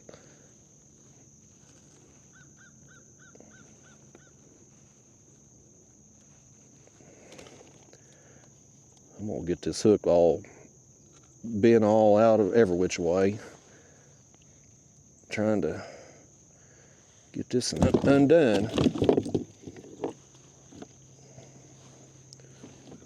Boy, you carp today, buddy. The first one messed my net up. Acted a fool. There we go. This one here is trying everything in the world to make me bend my hook. Let me set y'all back up here. Oh, boy, he splashed in his water and plumb all over the face. How long's that been there for? Hopefully just this fish that done that. Lord. It's always something when you carp fishing, ain't it? Always. Let's hold you up and get you a little camera time here, fish. You're skinny. He's long and skinny, folks. This one here needs to eat. Them colors are on his tail, though. He's got a nice orange. I saw him and I thought, that's a pretty good fish, and he is lengthwise. But getting hold of him here, like, he's just super, super skinny. I mean, look how thin he is. He's got a big head, but the body's just very thin. Go eat you a bologna sandwich, buddy. Lord. Fish he's on one of them extreme diets or something. He's been on The Biggest Loser, I reckon, and Jillian Michaels has worked the pounds off that fish. Old Jillian, buddy. If she told me to jump, I'd say how high. You don't mess with Jillian Michaels. I reckon she's still on that show. I used to watch it their first couple seasons, but I ain't seen it in years. It may not even be on TV anymore for all I know. I guess our hook's still okay. Let me get my hair rig situated here. There we go. You wonder if that other rod over there that got hit, I wonder if it's got that worm on it still. You think it might have got ripped off? Because it kind of got popped a couple times. I kind of want to check it, and then there's part of me that wants to leave it be.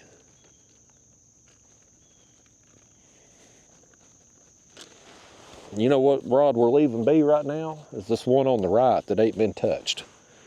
Our float rig ain't amounted to nothing today. That was a pretty stupid idea y'all had to do that. I tried to tell you you need to be fishing near bottom to catch these carp. I tried to tell you that. You wanted me to try that damn float rig.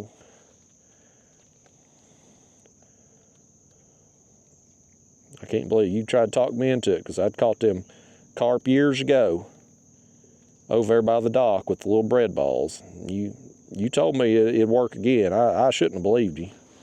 It's all your fault. It wasn't mine. I'd have never come up with such a stupid idea on my own. Let's get this cast back out.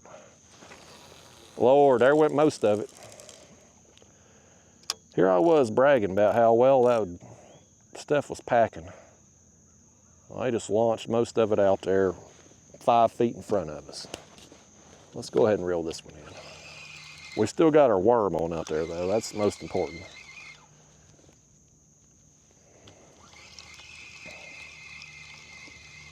Goodness gracious, we're having a time here all of a sudden, ain't we? The morning started out with a bang. No, that worm was still on. We should have let it be. I thought maybe they just ripped the worm off the hook, but it's still on there. Let's see if we can pack this one maybe a little better. Let me take a little bit more time with it here on this one. I definitely, though, for me, again, it's worth it to pay a couple dollars more per trip to use the breadcrumbs, which are going to pack better than this soybean meal. Like,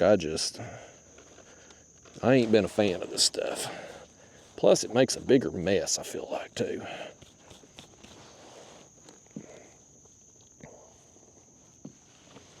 All right, let's see what we can do with this.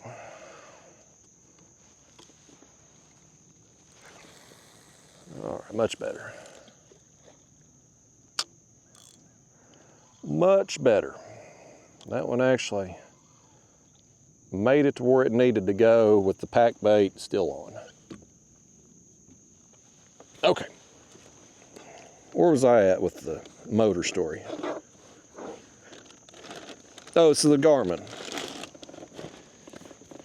So I'm watching videos and reading social media posts and stuff, and I keep seeing a common theme. Let me just double check. Y'all got this spots here on the screen. Let me fix that for you, in case we actually have something happen that you need to see. I'm reading these posts and watching the videos and reading the comments down in the comment box on those videos. And people's all complaining about the same thing. They're having connectivity problems. They either can't link the graph to the motor like it's supposed to. It's either not connecting at all, or they're losing connection, or every time they get in their boat or whatever, they're having to repair it together, and they're just having problems with it.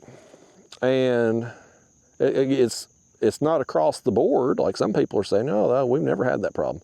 So it's possible that it's like a user error, possibly. You know, maybe they're not setting up something properly to begin with and it's causing problems. That's certainly a potential cause of it. But my thing is, it's like, let's say that's the case. Let's say it's not some glitch or some flaw in the system. Let's say that it is user error causing their problems. What's to say that I'm going to have any better experience? Because I'm not the most technologically advanced person. Okay, y'all, like, you know me, like I've had this Garmin unit here for what? Going on 3 years now, I think we've had live scope. I still can't catch a fish with the damn thing. Like, I have a hard time. There's too many settings to adjust. Like, I'm just not good with it. I want a piece of technology that I turn on and it just works. I don't want to have to tinker with settings. I don't want to have to try to pair the graph and the motor, and like I just want to turn it on and it work. That's what I want. And so my concern with reading all of these posts from people and the comments and whatnot, like if they're having all these problems with it, what's going to be different with me? And so I was really scared off from the Garmin unit. And it's more expensive, of course, than the Motor Guide or the Minn Kota. It's like, it was pretty significantly more expensive, which I'm not. And when I was talking about how that last motor had failed me there a few months ago and I had the problem when it tore up, you know, me personally, I'm not opposed to spending a little more money on something that's quality. Like, I would rather pay more for something up front and have it actually work like it's supposed to.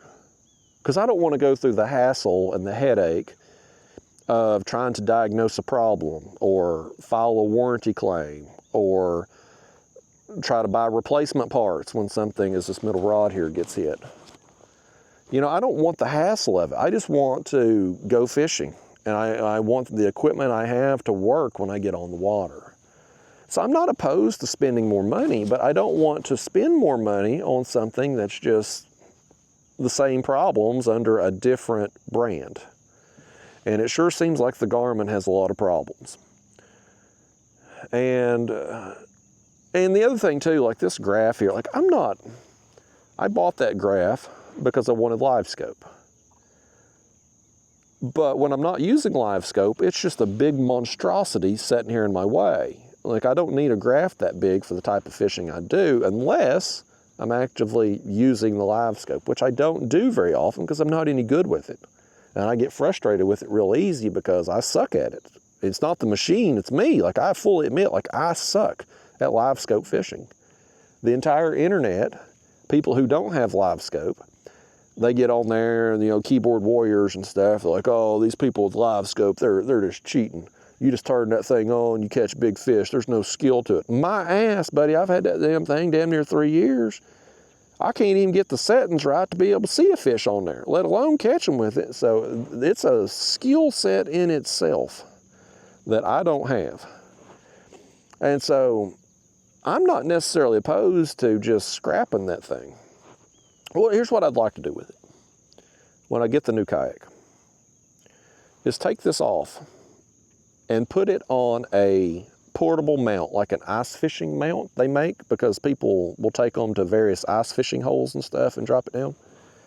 Put it on a portable mount. That way, when I want to use live scope, let's say I'm going crappie fishing, or maybe it's wintertime and I want to go out and try to target individual catfish with the live scope.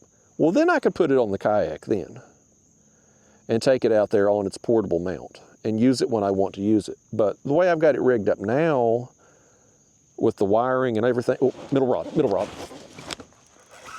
He's running. Here he goes. I see the water tearing up out there, buddy.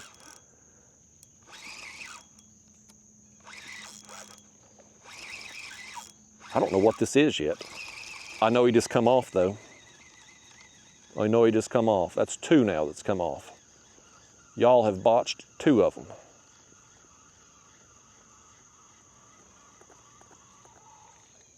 You botched the cast. When you cast it out, we lost most of the pack bait. Well, now we've had our worm stole.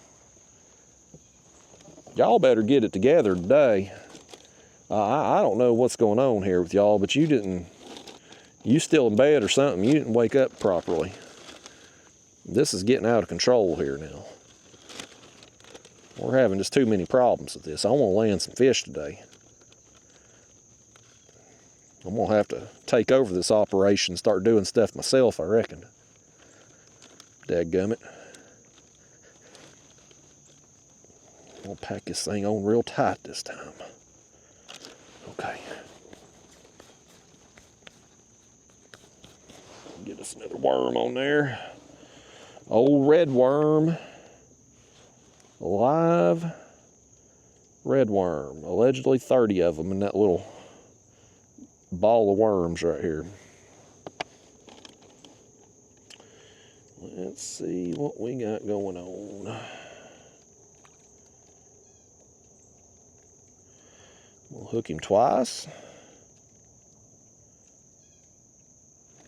There we go. Okay.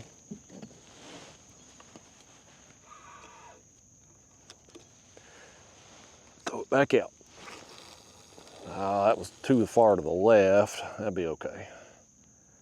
I wanted to go more that direction, but I'm a lousy caster, so we just, wherever it lands is what we get, by gosh.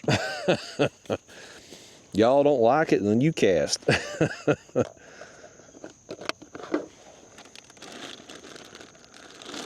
So, anyway, Garmin graph here. I think when I do the new kayak, I'm going to have it on a portable mount, have me a smaller unit that's not in the way for what I need, and you know, still keep it obviously, because there's times when it's helpful. If I'm crappie fishing, if it's real cold in the winter and I'm actually seeing some catfish up in the water, it's helpful for that. But otherwise, it's kind of just a hood ornament here. It just gets in the way. I end up just using it as a regular graph, like monitoring my speed and my depth and stuff. And, you know, so I don't need a big unit for that.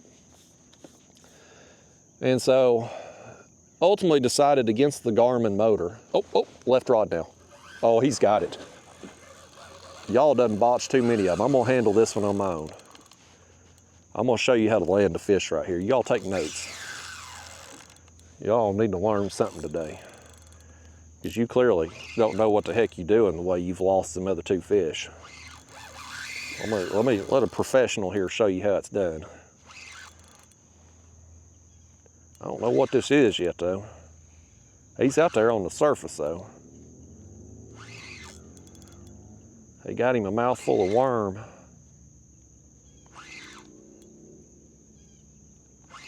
I'd love for this to be a buffalo, but I don't know what it is. He's fighting weird right now. He started out running like a carp. Now I feel like I'm kind of just pulling him toward us. I wonder if this is a buffalo. You know, they fight weird like that sometimes.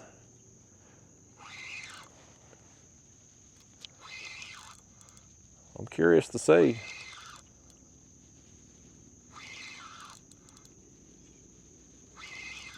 I'd like to at least get a look at him before y'all lose him this time. Surely it ain't another cat.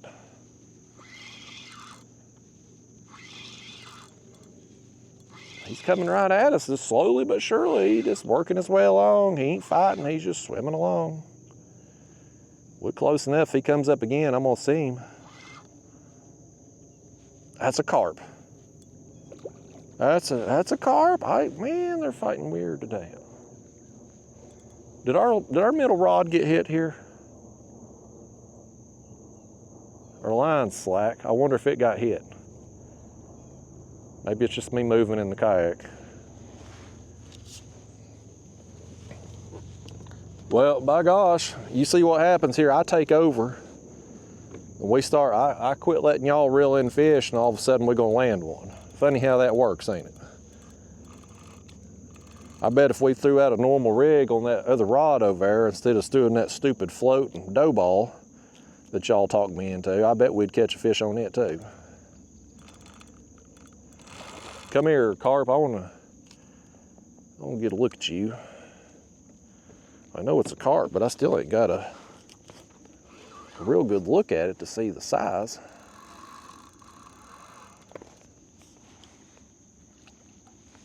I don't think he's gonna be very big.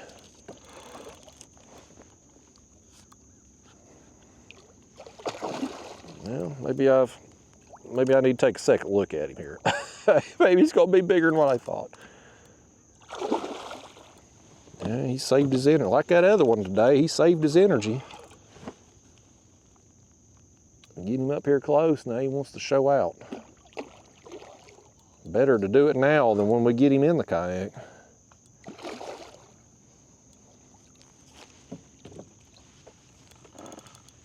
There we go, okay. Got you landed there, Mr. Carp. That one's definitely got some more weight on him than the last one. Well, the last one was skinny. This one, though, has gotten a little bit more weight on his gut there. Didn't have no problems unhooking that one. This one's went a lot more smoothly with this operation right here. You see when I take over how much smoother things are? Y'all could learn something right there. Take notes, people. Okay. There we go. All right. Another common. Old bugle mouth bass, as some people call them. I don't know why they insult them by calling them a bass. These things fight harder than a bass, that's for sure, don't you? Middle rod right here. Middle rod. He got it in. He got it in. We got another one on.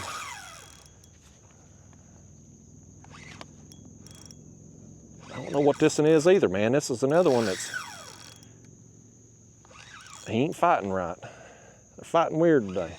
I wonder if this weather's got them acting a certain way, because we had a line of storms come through last night. And it looked bad on radar, like it was a line of red that come through. But at my house, it rained and thundered maybe 5 minutes and it was done. And we're supposed to have some more come in today, and it's clouding up here like it's gonna do something. But it's supposed to be this afternoon, last I'd heard. Now, I brought the umbrella just in case, because I don't trust no weatherman. I've been burnt too many times. I ain't chancing it. This fish is getting over there near our float line. We're gonna be reeling in that float. We're finally gonna have something on that float, but it's gonna have a fish that's hooked in the mouth with the normal rig. That float's gonna catch us something after all, though. Actually, I think he went right over it. All right, got lucky with that. See, when you're professional, that's what happens. You get these fish to do what you want. Y'all out here just messing around, you'll have all these lines tangled up, is what y'all do. I know how yous are. Come over here, fish. Let's see if we can land you a little quicker than the last one there. Nope, he says not going to. He says he's gonna take back off now.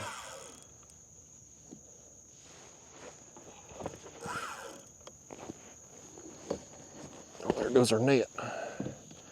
Don't lose it.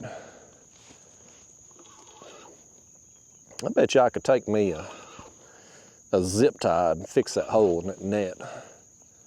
We may get another year out of it if I just zip tie it. What are you doing, fish? Come on over here now. You whooped. This fish right here, he says he wished you'd have hooked him so he could have popped that hook and got off like his friends did earlier. He splashed me in the face. He splashed me good right in the face, man. You danged old fish. What did you do that for? Got me good, buddy, right up in the... I have water up my nose right now. This fish, I guess he thought my nose was dirty. It needed cleaned out or something. All right. Here, you ain't as big as some of your friends today. I'm gonna just, if they eat water all over this lens, these people gonna see you from a chest view. We're gonna hold you out like that. I ain't fooling with you. Acting that way in here, splashing me like that. That fish is rude. How much water you got on your face? As much as, you didn't get as much as what I got on me somehow. Let me clean yous off again. There we go. Lord. I don't know how it is. Every time I get a face full of water, and yet y'all, that camera lens is just clean as a whistle. Which you wouldn't think a whistle would be very clean with everybody putting their mouth on it. A mouth is one of the dirtiest parts of our bodies. I think it's cleaner than your butthole, but a mouth is still pretty dirty. But allegedly, whistles are clean. Anyhow, let's get baited back up. We got 2 rods here that's catching fish, and ain't neither one of them got a bait in the water right now. We still got our dough ball over there. We can't buy fish with it. That was a dumb idea. I shouldn't have done that. We know, though, with the number of fish here, it was good to try that rig here, because now we know it's stupid. It don't work. Or at least don't work how I've got it set up. Maybe if I had me one of them professional European rigs that them fellas use, some pop-up rig or something they call them. My DIY job didn't get it done. That's why I don't want to DIY nothing on a kayak. I just want stuff to right out the box to be what I need it to do. This is a lively worm right here. I'm gonna eventually tell you what I bought here for the kayak that I don't have yet. I'm gonna eventually get to it, I promise. Well, there went part of that damn pack bait. I bragged too soon. I guess I didn't have enough bananas in with that one.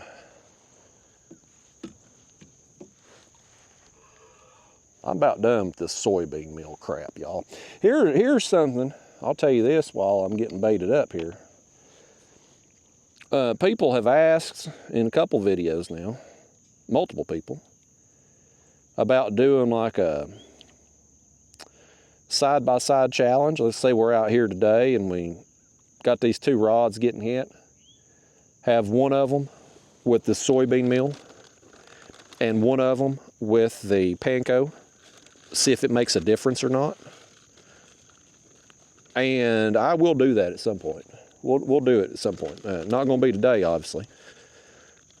And I think it'd be better to maybe not do it in this creek here. You know, maybe pick a smaller creek with maybe some flow to it. That way, when fish are coming along, they're coming up the creek there with the flow. In theory, they would be able to pick up on the scent of both of the rods with the different baits and be able to choose. And we'd have a better idea of which mixture was going to outperform the other in that situation. If we do it like we're set up here today, I feel like you could get a situation where maybe you get a false I won't say false reading, but like a false result. A false result, that's what I'm looking for. Because what if fish were maybe out in deeper water and they were moving back, and the rod on the right was the one that just kept getting hit? Well, is it because the bait, or is it because that's just the first one they're coming to first? We wouldn't know necessarily. But if we were in a situation, maybe a smaller creek, it had some flow, and we had both of them baits kind of maybe on each side of that creek, and it was small enough to where you knew that flow was going to be pushing both scents downstream, and the fish could pick up on both and move to whichever direction was going to, you know, suit them more, that they were going to be more interested in. That would be a better test, I feel like, for that kind of bait versus bait type thing that you all have been requesting. So we will do that at some point. It just needs to be a different creek than this one, I feel like. And I wanted to come here today to try out that different rig right there and see what it would do. And disregard my seat creaking, y'all. This is new. It's been creaking a lot lately. I need to WD-40 something. So anyway, y'all, getting back to the story I can't get done. I decided not to go with the Garmin motor. That's the basic gist of it. I don't want to. I'm not opposed to paying more money for something of quality, but I don't feel like I'm going to be getting that quality out of that motor based on what I'm seeing. Who's called me? Spam risk. Y'all call that spammer right there and tell them to leave us the hell alone. We're filming. We got stuff to do. It's a weekend anyway. They oughtn't be calling me. I don't want to pay more money and have the same problems I got now, or that I've had. You know, if I'm going to pay more money, I want a premium. And, you know, when it comes to paying more money for something premium, it's like, when you look at what I've spent on this motor setup here, right? 2 motors now, a GPS unit. GPS unit was $400. The remote's $100 a piece, $119, whatever. I've went through 3 or 4 of them. Like, I've spent enough on this motor setup to have bought a better quality unit out there, right? You're going to pay the way it is today in 2024, you're going to pay out the ass regardless. You're either going to pay your money up front and try to get something of quality, or you're going to pay that money out a little bit at a time, buying inferior stuff that's constantly breaking and you got to replace. So anyway, I don't want the Motor Guide. I don't want a Minn Kota. Based on what I was reading online, I don't want the Garmin. So what I ended up going with was the damn power pole. And they've got that 36-inch shaft model, which is made for kayaks now. The weight, it's heavier than what they had said on their video. I don't like that. It's same weight as the Garmin. It's like 54 pounds, 53, 54 pounds. So it's heavier than that. I think that one's like 39, 40 pounds, somewhere along those lines. So I'm gonna be adding about 14, 15 pounds to the bow of the new kayak when I get it over that model. That power pole motor was ridiculously expensive, but it comes with a longer warranty than the Motor Guide. It comes with 2 remotes. It comes with the quick release mounting hardware, because that's another thing you got to buy. You buy that Motor Guide and you got to buy the bracket to connect it to your kayak. This one comes with it. So it's still ridiculously expensive. But Power Pole's warranty, their customer service is pretty good. I've used them with the Power Pole units, my anchor poles before. I had a couple issues with those right away, and they got me fixed up quick and whatnot. So I'm gonna try their motor. I hope I don't end up regretting it. If I do, it's gonna be an expensive mistake, because they are the most expensive trolling motor on the market. But if it works out, then it'll be worth it, because again, you're going to pay that money regardless, whether you pay it up front or you pay it piece by piece as stuff breaks, you pay it. So I went with that 36-inch shaft, so I don't have to cut the shaft down, which is good. One of the things that I like about the Power Pole motor, and the Garmin done this too, was you can run it 24 volt or 36. So I ended up buying a 36 volt lithium battery to go with this thing. And what that's going to allow me to do is get more speed. On 24 volts, it will run at 80 pound thrust. At 36 volts, it will run at 100 pound thrust. Which, based on what they were saying in the video there, their ICAST video, they're getting 7 to 8 miles an hour in 14-foot long kayaks. So this kayak here with my 12 volt 55 pound thrust, perfect conditions, going to go about 4.5 miles an hour. So I'm going to get almost double the speed with the other unit. So that'll be nice. That'll expand my range. It'll allow me to fish places within my normal distance I go, get there a little quicker, allow me more time on the water. It'd be very helpful in tournament situations where the days where maybe I'm fishing somewhere a long ways from our check-in and I've got to leave the water early. Well, being able to get back in half the time will allow me more time on the water. So that'll be helpful. But the Power Pole motor will not connect to my Garmin unit per se. But what it will do is connect to an app called ProNav, which they made this little dongle that connects to non-GPS motors. I think that's some Minn Kota models and some other models. You can buy their little dongle, attach it on, use their app and their remote and stuff, and be able to have a motor with GPS functions, essentially. Power Pole allows you access to their app, which has an avionics overlay. And so what you can do through that app, which connects to your motor, Bluetooth, plot your course on there.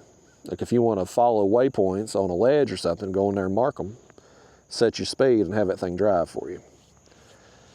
And so I tried researching to see the user experiences of that app. I couldn't really find much information about it. So I don't know if it's going to be any better than the experience people were having with the Garmin. I don't know. But we do know with the Garmin, people are having connectivity problems. We know that to be fact, okay? That's fact. We don't, Power Pole's the unknown. But the Power Pole, the other selling points of it for me was, again, it comes with 2 remotes. That's going to save me money. The remotes are rechargeable, super nice. You don't have to fool with the tiny screwdriver and carry extra batteries with you. It comes with the mounting hardware to put it on your kayak or your boat, whatever you need. It's got the quick release. It's extra expense you don't have to pay for. separate, it's just included. You're paying for it basically with the price of the motor, but you don't have to go make a separate purchase. And it's silent. When you hear the videos and show of people turning the motor, like it doesn't make any noise.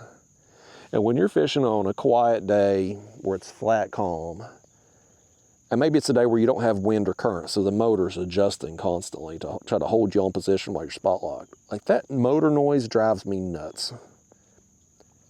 It's quiet, man. It's like silent. It doesn't make any noise. It's creepy how it doesn't make any noise. So that's what I ultimately decided to go with. I purchased it. I haven't got it yet, but it's in the shipping process. I tried reaching out locally. It's not available. I mean, it's on the Power Pole website. It's listed on there. They charge $100 more if you order from them, and it was listed as back order on their site. Well, I reached out to my friend Holly. This dog's going crazy over here behind us. I reached out to my friend Holly, who used to run CNC Outdoors, a little bait shop up in Knoxville. Well, they got forced out of business last year. They were renting that building, and the building owner sold it without telling them about it. And the new owner basically showed up and said, hey, you got 30 days to get out last year. That's how they found out the building had been sold. And so they had to shut down tackle shop. Well, anyway, she's working for another boat dealership or electronics place over there in Alcoa, Maryville, somewhere in the area. Anyway, I reached out to, I don't even know the name of the place she's working at, but I knew she was doing that, so I sent her a message. I texted her, and I said, hey, Holly, I'm looking at getting this motor. Do you have any way to get me a deal on it? Like, what's your, maybe I thought there might be like a friends and family type discount, you know what I mean? Like I'm calling in a favor here, looking for a connection. She used to hook me up there at CNC tackle shop and stuff. Give me a little friends and family discount if I needed some shiners or something. Well, she quoted me a price on it. I'm like, well, hell, Holly, I was going to pay full price plus sales tax buying from her. I was like, well, I appreciate you checking up for it on me, but I mean, I'm going to order it online where I can get free shipping and no sales tax and save a few $100. So I did, that's what I did. I ended up ordering it from Fishing Online, and they didn't charge no sales tax and didn't have to pay no shipping. So I saved a few $100 doing that, but I got that. I got it ordered, it's coming. And I bought a Amped Outdoors 36 volt, 60 amp hour lithium battery. Now I run 100 amp hour, 12 volt for that motor.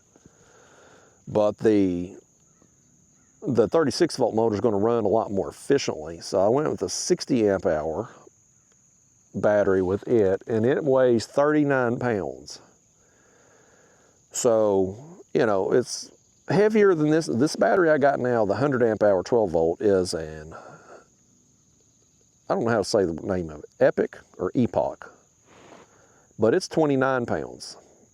And so I'm only adding 10 pounds of weight with the new battery. But it's, again, 36 volts, so I'll get the full 100-pound thrust on the Power Pole motor. And so both of those have been ordered. They will arrive and be ready to go long before I get whatever kayak I end up going with.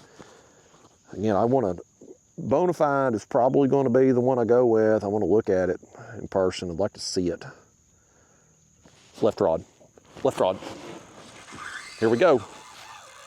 He's making a run.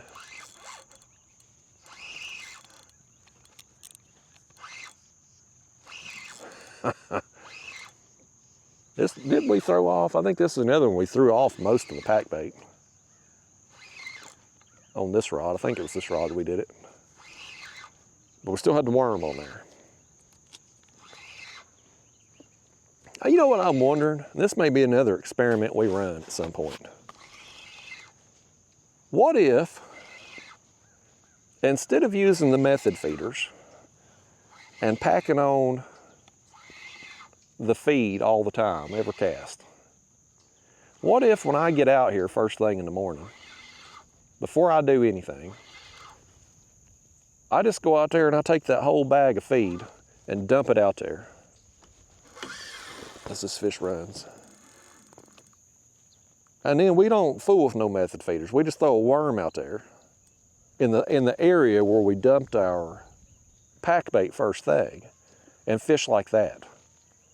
I wonder if that would be.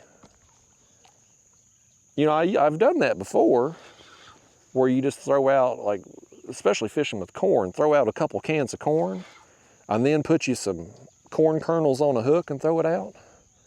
I bet it'd be the same concept with these worms. Just bait a big area out there with your pack bait and then just throw the worms into it. We may end up trying that at some point too. That'd keep it. Of course, you know, it don't matter. We've got enough of it still on that feeder, I guess. Even if we throw half of it off, it's still plenty enough to attract them and bring them in. And once they see that worm, these carp can't resist a worm apparently. We've been whacking them with the worms every trip we've used them, whether they're dead or alive.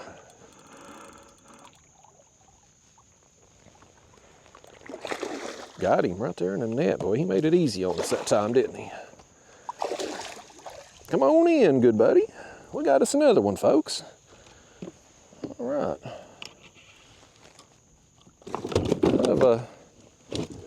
We had a little bit of a lull for what, 30 minutes or so, and then we've just continued to get bit pretty consistently.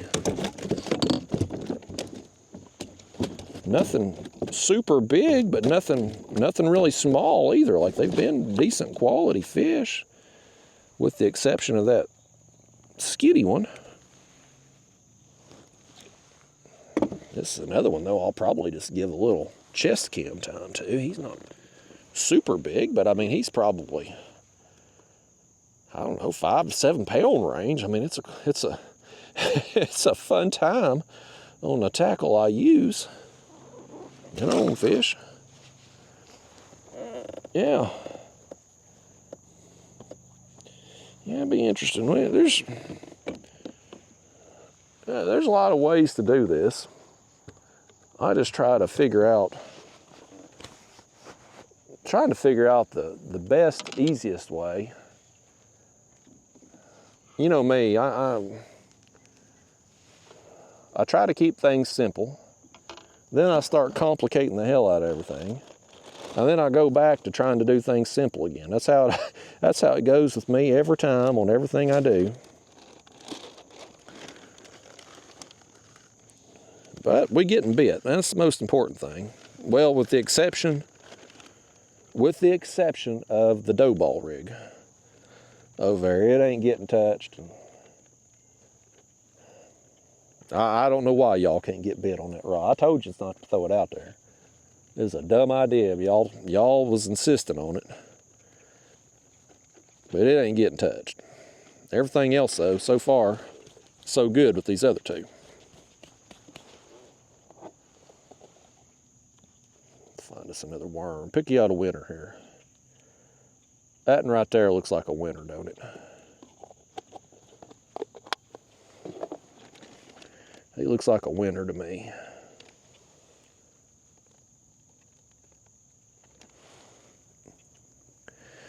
Little old worm. Got you, worm. Well, let's see how much of this pack bait we can sling off on the cast.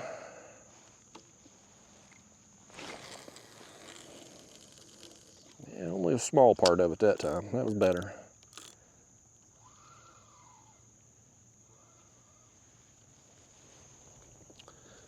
Okay, I think we're back in the game again. So yeah, I'm going with that setup. Power pole motor, amped outdoors battery, 36 volt.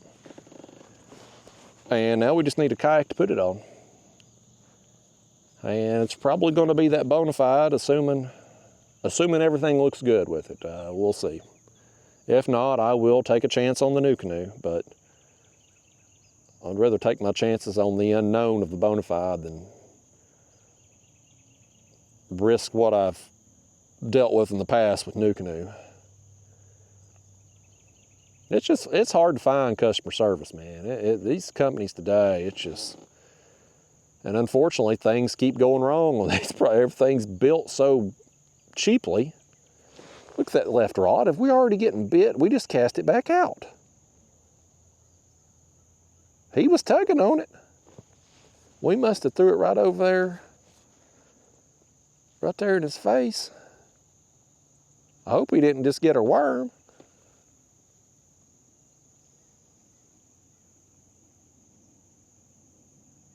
I kind of want to reel it back in, don't you? Because something was pulling on it. He moved it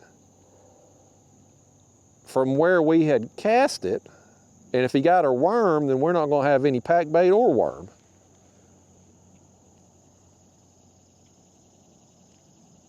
He's gone now. He ain't come back for it. Let's do it again. Let's see if we still got a worm on there.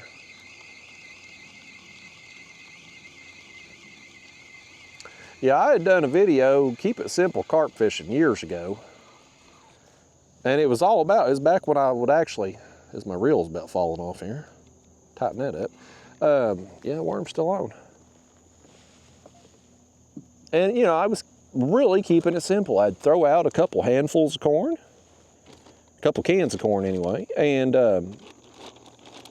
put some corn kernels directly on the hook, and fish, and you caught fish doing it. And then, you know, I start reading the comment box. Well, you need to be using pack bait and method feeders, and I go down the rabbit hole, and you know how it is. Y'all are the same way. But I will admit, the pack bait gets more fish for sure than just using plain corn, at least in my experience. I will admit that. But what we don't know is, if I just went out there, I took that whole bag of pack bait first thing in the morning, spread it out over an area, and then we just took worms and threw into that area that we had dumped the pack bait onto,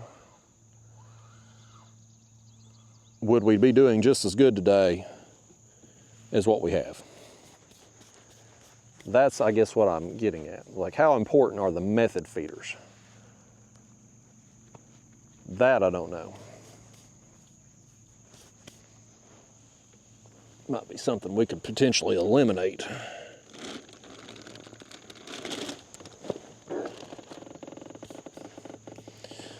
But yeah, anyway, folks, so that's, it just took an hour to get that story out. But that's what we're going to be going with. It's a ridiculously expensive project. Thankfully, I've won a lot of money in these kayak catfishing tournaments. These guys I've been fishing against, they financed my new kayak build. That's why I'm getting what I want. You know, I don't count on that money, that tournament money. It's just extra money for me. And so I'm like, I win, I cash in these tournaments. I just tuck that money to the side, and so now we're at a point, it's like, I'm gonna get what I want. And instead of me keeping up with the Joneses, by gosh, them Joneses gonna start keeping up with my ass. They're gonna start looking at me. I'm gonna be the fanciest rig in town. So hopefully that Bonafide kayak will be released early in the month and not late in the month of September. That's at least what the website says. It says September. We'll see. I want to get a look at it though. I want to get a look at it before I make a purchase. But at least we're going to have our motor and battery ready to roll. And it should be, that kayak's made for the weight of the bow mount, and it's already set up to take a bow mount on the front. So it should be very easy to rig up. Shouldn't take much time at all. And it's got that 360 seat, so I can fish off the back. That was very important to me. It's got a ton of open floor space, which again, also important to me. mounting my power pole setup, it should be fairly easy, I think. I'll probably end up doing a setup similar to how I've done this, where I just took this board. This is like a 1x6 or 1x8 size board. And I put some U-bolts around this rail. These Hobie kayaks have this rail called an H-rail, they call it. I run them U-bolts through there and secure this board, and then these power poles are mounted to that board, and it's real easy. So I'll take a look when I get whatever kayak I get, but I'm hoping maybe go under the seat or through the seat with a board like this. That way they'll be off beside me, and I'll have this kind of same similar setup where they're off to the side. If you got them both in the back and the wind's blowing, you're still going to get that weather veining effect because the kayak's so narrow, they're too close together back there. So you need them farther out, and you need them more.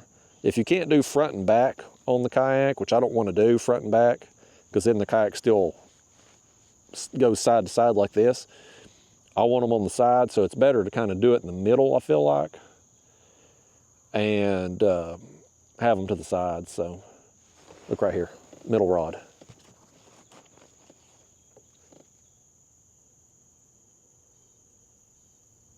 Something's got it, I think. I see my line out there. I'm gonna pick up on it, y'all. If we feel weight, I want you to set that hook. He's on there. Watch this, watch this. Got him. I knew there was something. I saw my line kept moving. It looked like it was swimming.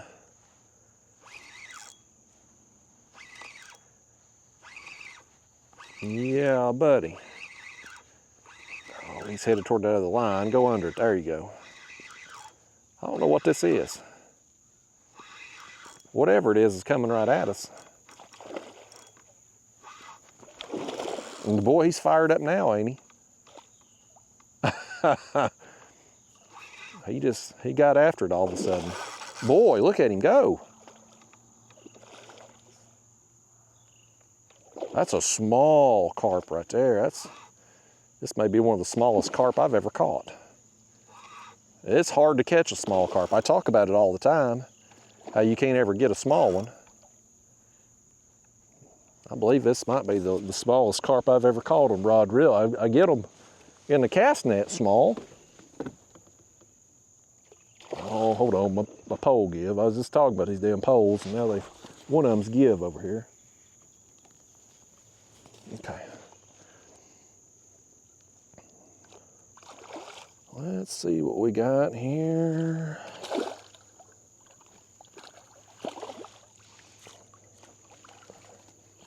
Get in that net, carp. Get in there. Oh. I missed him. Y'all missed him. Why don't you net a fish for me one time? I swear I can't get you to do nothing. There we go. Now we got him. Yeah, I mean, he probably still weighs 3 pounds, but that's at least a smaller one there. I mean, if I was going to keep a fish today, and I'm not, because it's going to be a couple days before I can go catfishing again, but if I was going to, this would be an ideal size to keep one. I think this right here, folks, is a new PB for small carp. I never catch them this small on rod and reel, ever. He's got some nice color to him right there. Get that red on the fin. Yeah, I guarantee he'd still be a pain in the butt to cut up. But yeah, I think this is the smallest carp I've ever caught on rod and reel. Nice. That's as good as a big one to me, just to know that it's possible. You wouldn't think it'd be that hard. Any other fish, you typically catch small ones. You know, catfish, you get dinged to death oftentimes. Bluegill, you get dinged to death. Bass, dinged to death. Not carp. Can't catch a small carp. Until today. Did he just splash water all over your face? No, y'all survived another one. I'm concerned about the weather, man. It's clouding up. I don't want to get wet out here today, but we might. We just might, folks.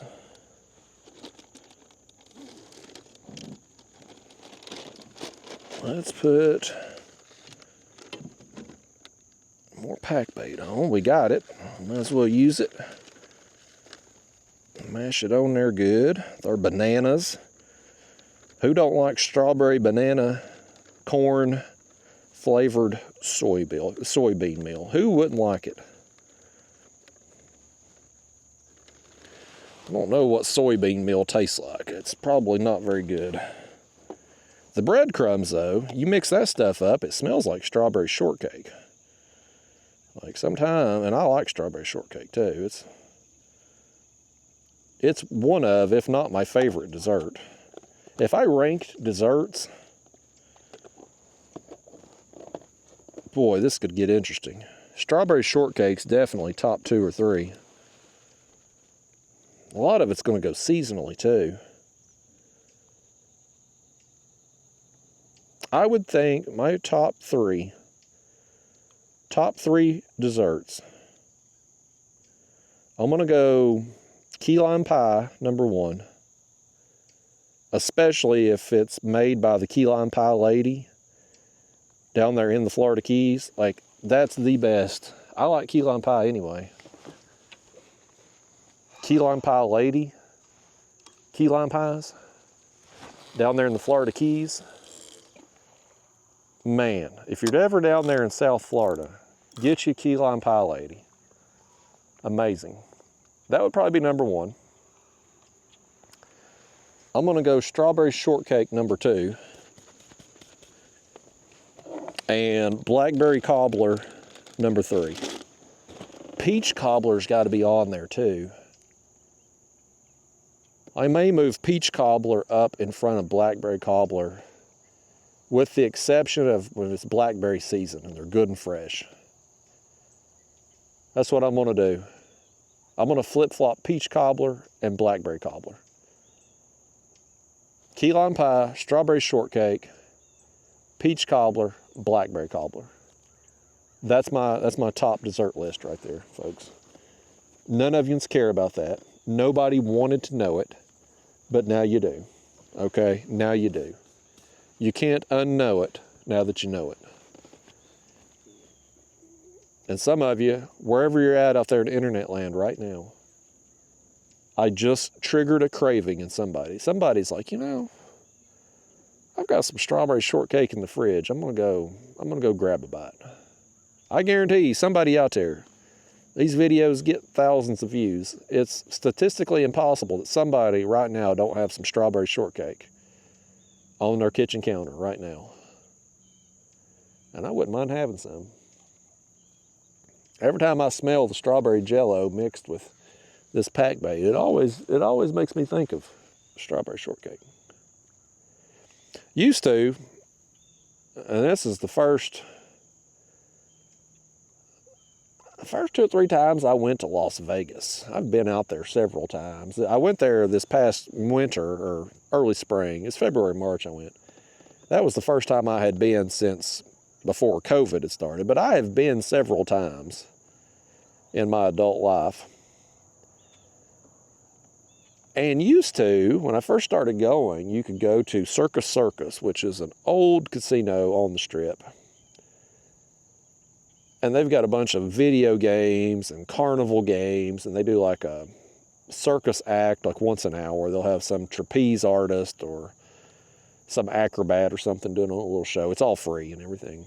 The acrobat show or whatever's free. The games you got to pay for, but it's a fun place to go walk around for a couple hours. And you could go to their concession stand right there by the casino and ask for it wasn't on the menu, but you could ask for it. It was one of them things that I had a friend that had moved out there to Vegas, and she had found out about it, and so she was kind of in the know, kind of a local thing. But you could ask for a slice of the world's largest strawberry shortcake. And it was amazing. It's our left rod here. Something's tugging. He's got it. He's got it. Oh, did you see him jump up there? That's a buffalo. We got our buffalo. I saw him just jump. He jumped out of the water when I set the hook. Finally, we got one, y'all. Finally. We've been skunked on the buffalo the last 4 or 5 trips.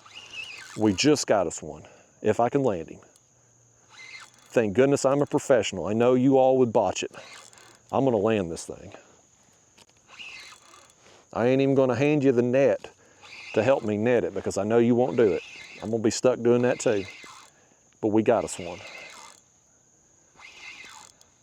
Yes. We've seen them out there today. We know they've been out there. They've been in the area. We just finally got one to eat.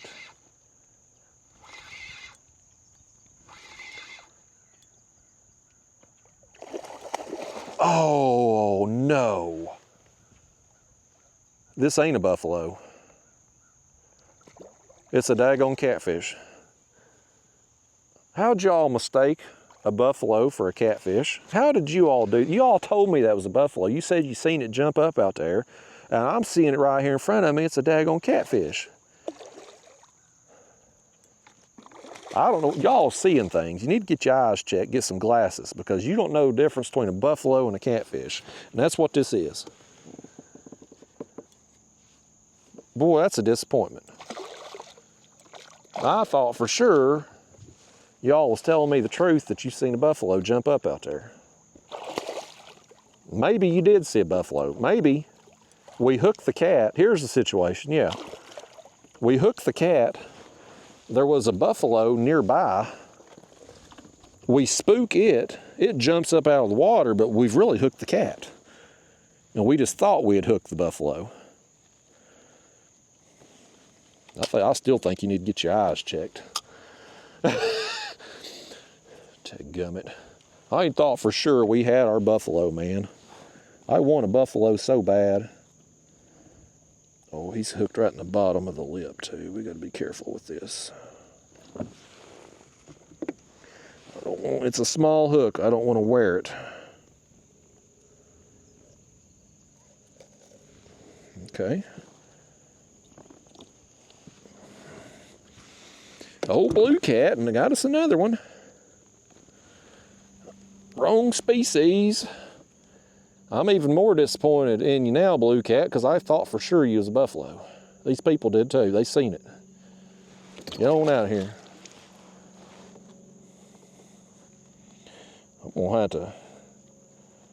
gonna take a look at this. Where we at on time here? 158 minutes. I'm gonna have to go back and watch. I never go back and watch these unedited videos. Like I just post them. I don't like seeing myself on camera. I'm weird like that. I'm gonna have to go back to 157-minute mark and see what, I'm gonna see if I can zoom in and see what jumped up out there. Was it the daggone catfish jumping up when we hooked it? And I saw a gray and assumed it was a buffalo, or did we spook a buffalo when we hooked the catfish? Could go either way. Disappointing nonetheless. I really wanted me a buffalo today. We might still get it. There's some here, we've seen them. I thought for sure we had one right now. You can get your eyes checked though. You get done watching this video, which I don't even know you watching it. You probably just listening to it because I know you can't see much. You need to go to the eye doctor and get you some new bifocals or something, because it's a big difference between a catfish and a buffalo. I don't know how you can't tell them apart. Telling me you seen a buffalo jump up there. Get another worm put on. We're gonna take another shot at them buffaloes out there. All right. That wind's picking up. I knew the wind was supposed to pick up this morning. And I knew we're supposed to get some rain and storms this afternoon. But the way the sky looks, I'm concerned we might get a little shower here before we leave, because I was hoping to fish another couple hours. I was hoping to anyway.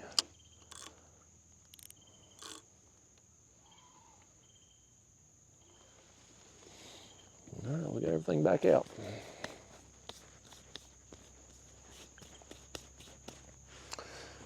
That dough ball rig just ain't gonna catch us nothing. It ain't gonna do nothing for us, man. That was the worst idea we've had. So yeah, so you go to Circus and you used to could go to that concession area right there in the casino and ask them for world's largest strawberry shortcake, and you would have this. It'd be a massive plate. I mean, it's enough to give you diabetes, and it was cheap too. If memory serves me, it was like $4 or $5, and you would have this huge plate of strawberry shortcake. It was amazing.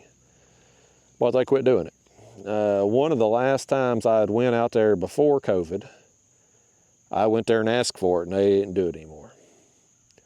It was very disappointing. I was like, well, there ain't no reason to come back to Circus now, because it's just an old rundown casino, you know.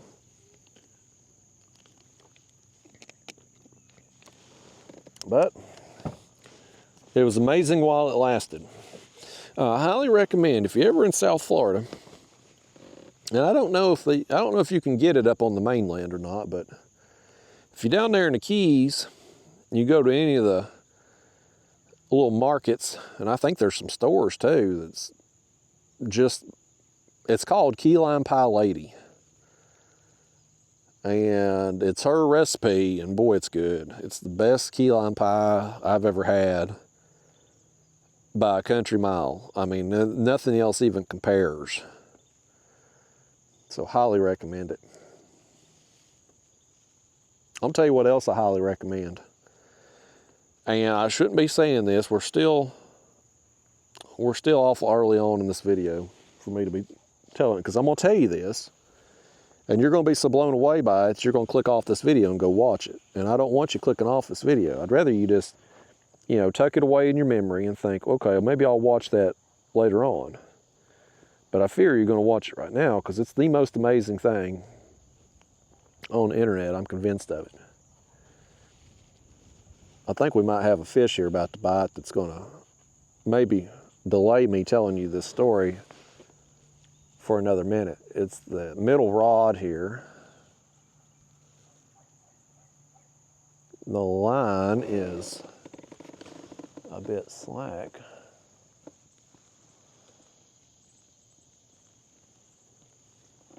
Well, maybe not. I thought something had maybe hit it and knocked slack in it. So anyway, let me tell you the video that you're going to want to watch. I've watched one of them. This dude's made more. It's the best thing I've seen on the internet. So let me set the stage for this, okay? Let me give you a little backstory before I get into this. That way you kind of know where I'm coming from. So regular fishing buddies here that come on these videos with me, I grew up in the 80s. I had a just huge G.I. Joe collection as a kid. I was super into them. So there's some nostalgic heartstrings that gets tugged on with me anytime I see something G.I. Joe related, okay? I loved G.I. Joes as a kid, man. They were an amazing toy. And I used to play with them in the house. I'd play with them outside. I'd build forts. I'd take them down the creek. Like I spent a lot of time of my youth playing with G.I. Joes. And I actually, the other day, I was talking about it on one of these videos of G.I. Joes, and I got home and I found the rest of my G.I. Joes. I had one box of them in a closet, but there was two more boxes of G.I. Joes that was in a tub in one of my closets. And so I got them out, and I was looking at them, and they're damn near 40 years old. I'm 42, and so these things are depending on the particular model, you know, they're 35 to 39 years old, give or take. You know, they're old and they're falling apart. The rubber O-ring that holds them together inside, they're rotted. Because a lot of my GI Joes got played with hard. Like, they were in that creek, they were underwater. You know, I wasn't the type of kid that was gonna keep a toy in a package and put it on a shelf. Like, I played with my toys, and especially my GI Joes. So I dig out my GI Joes, and a lot of them, the screws in their legs are rusted, the O-ring, the rubber O-ring's falling apart. And so I get online, and I got on eBay, because it was going to be a wintertime project for me. I was going to repair these GI Joes and try to restore them. And so I got online to try to look up them O-rings, go on eBay there, and we'll come to find out on eBay you can buy a whole GI Joe repair kit, and it's cheap. It's like 15 bucks, and it comes with a bunch of O-rings, the screws, whatever that piece where, like, you attach the arms and the head together, whatever that piece is called. It's got those. It comes with some bases. You can stand them up when you're done restoring them and whatnot. And it's got enough in this kit to repair like 100 GI Joes. I mean, it's 15 bucks. I mean, it's nothing. So I was like, well, I'm gonna order that kit, and then I'll have it this winter when I go to put these things back together. And so I did. And on one of these videos recently, I think I was talking about like childhood memories, like trying to figure out how old you are when you can remember something. And I remembered when I was a small child, my first G.I. Joe I'd gotten an Easter basket, and it was the barbecue figure. That was his code name, Barbecue. And so I'd looked him up while we were out there waiting on a fish to bite that day. And it was a figure that was released in 1985. And so I was like, oh, well, that makes sense why it was one of my first memories, because I'd got it in my Easter basket, I remember. And 1985, I would have been 3 years old. So that was one of my earliest memories that I can at least recollect off the top of my head, as I remember getting that first G.I. Joe, and it was Barbecue, and I thought, man, this is awesome. And I think that's what started my obsession with G.I. Joes as a kid. It was that first one I got, 3 years old. But anyway, again, so now I had searched online for that Barbecue action figure, because I wanted to look him up there on video to see like what year he come out, because I was trying to figure out how old I was. And I wanted to see if I bought one in the package today, how much would it cost? Because back in my day, and when I was a kid, they were $2, $1.99 at the store. Now, that same Barbecue figure, it was $150 in a package. Ridiculous. But so anyway, I had searched for that, and then I searched for the repair kit, right? And you know how the internet is. You and I have talked about this on these videos before. The internet and our cell phones, they're always watching us. They're always listening to us. I'm out there on that fishing trip talking to you all about G.I. Joes. I get on my phone, I'm on eBay, I'm looking up that Barbecue figure, I'm looking up the repair stuff. So now my phone knows, these social media algorithms, they know, oh, Justin's interested in G.I. Joes. Let's start showing him some stuff and try to target him. That's what they do. That's what these computer algorithms do. I know it, you know it, the whole world knows it. Our phones are monitoring us 24/7. They're always listening in. And we allow that. For the convenience and the technology of having a cell phone, we allow them an invasion of privacy with us. But anyway, I got targeted, okay? I did a couple searches, G.I. Joe stuff, and now everything on my social media, if I scroll through, I'm getting these G.I. Joe stuff. If I get on YouTube, it's G.I. Joe videos. I hadn't searched anything on YouTube, G.I. Joes, but now I scroll through, it's G.I. Joe video, Joe Rogan stuff, Sean Ryan stuff, Jim Cornette, another G.I. Joe video. Like, it's all sprinkled in, man. And so they know, they were listening in my phone the whole time, and they knew I had an interest in G.I. Joes based on us talking about it, and so therefore I'm being targeted. But anyway, I've looked this up. I've got the nostalgia. You know, I pulled out my figures the other night. Like, I'm reliving my youth a little bit here, right? And I click on one of those YouTube videos that popped up.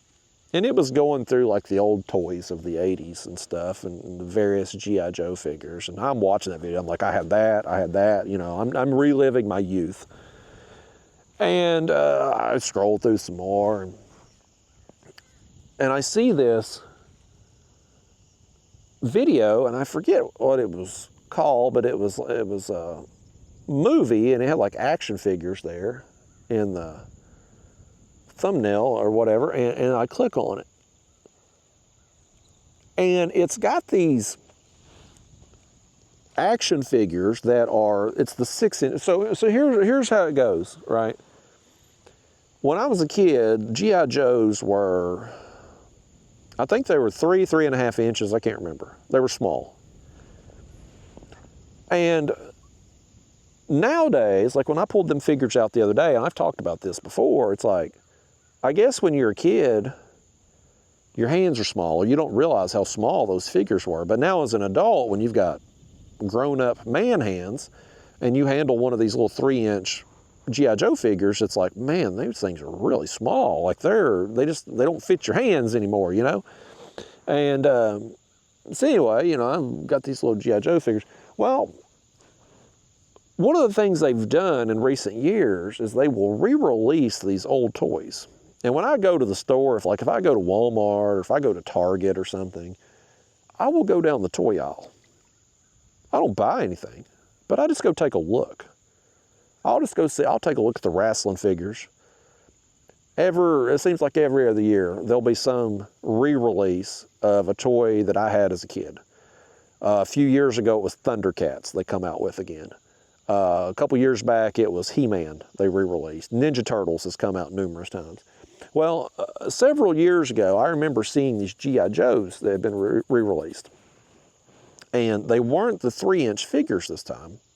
They were like 6 inches. So they were a bigger action figure, and they were much more detailed. Like the facial features, the weapons, everything was more detailed about them. And I saw those, and I remember seeing them at the store, and I immediately just dismissed them. Right? I was like, oh, this is just, you know, they're trying to play on nostalgia, because the figures they're $20, they're $25, they're a ridiculous price. I'm like, no kid. First off, kids today don't play with action figures. They're targeting adults with these things. They're targeting me. The adults my age, 40 years old, had these toys as a kid. Now we venture into the toy department and like, oh my God, a G.I. Joe, I've got to have it. Except it's $20, $25. But anyway, I remember seeing them, and I immediately dismissed them. I'm like, yeah, they look cool, but they're not like the G.I. Joes I had. They're 6 inches. They're way bigger. You know, the ones I had were the real G.I. Joes, right? So I never really put much thought into them. I just kind of dismissed it. Well, I click on this video last night, and it's this guy who has these larger 6-inch figures. And they've apparently been releasing these figures for several years now. Just periodically, they'll come out with like a few more and then release a few more.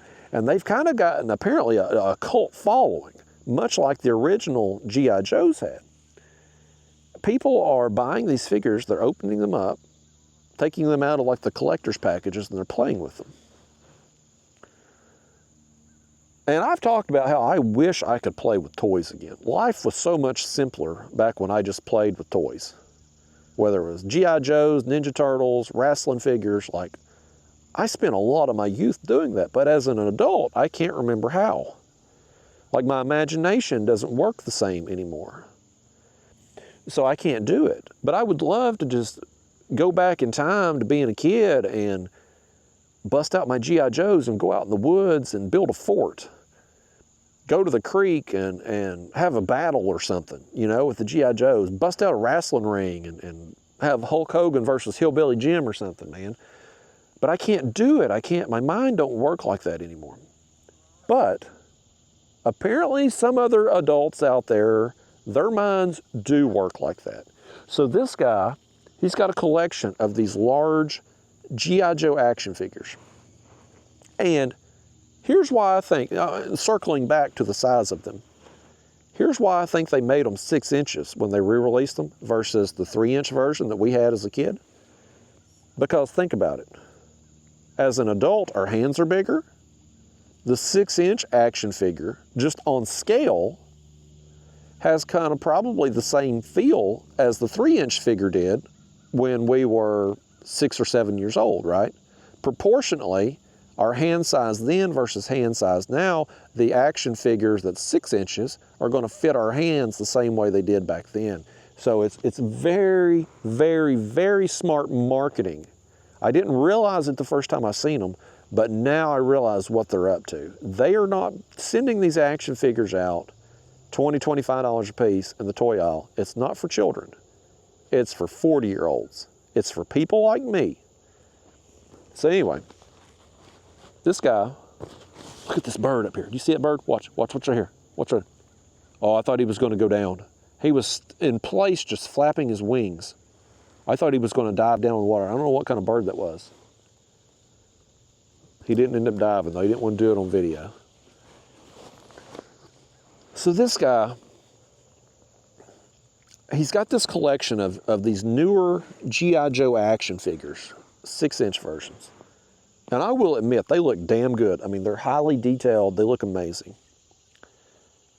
Folks, he made a movie with his G.I. Joes. And listen, I'm not talking about like setting up a camera and making a YouTube video of him like playing with his toys and having a battle and stuff. That's not what I'm talking about. I'm talking, he made a movie with his action figures, like with a script. Each character has its own voice. He does these voices with them. His Cobra Commander impression is amazing. He's got sound effects, like when they have like a missile explosion or something. Sound effects. When Cobra Commander's walking down the hallway, you can hear the footsteps. Like, he's put a lot of time and effort into editing this thing. And it ain't just the voiceovers and stuff. Like, the storyline is amazing. Like, I sit there and watch the whole thing. I never fast forwarded. I didn't click off. I'm like, this is a great storyline. And he's having these battles with these action figures. And you can see his hand occasionally, like a thumb or something, like move the figures. But for the most part, the battle scenes look like they're actually fighting and stuff. And he brought back, I mean, he's got a good collection. Like, he's got all the figures that I had as a kid. He's just got the bigger version of them. This was like a 30-minute video, a movie. It was an actual movie with, again, a script, a storyline, everything. I can't imagine how many hours he probably spent editing this thing. I mean, I know how long it takes me to edit a fishing video when I occasionally edit one, which I don't do much of that anymore. But, you know, when I did, my videos, like my clips when I would get home to move everything from the camera to the computer, like everything was kind of in sequential order, and my editing was a pretty simple process. But still, I know how long it took me to do what I did on the edited videos. This guy must have spent days putting this together.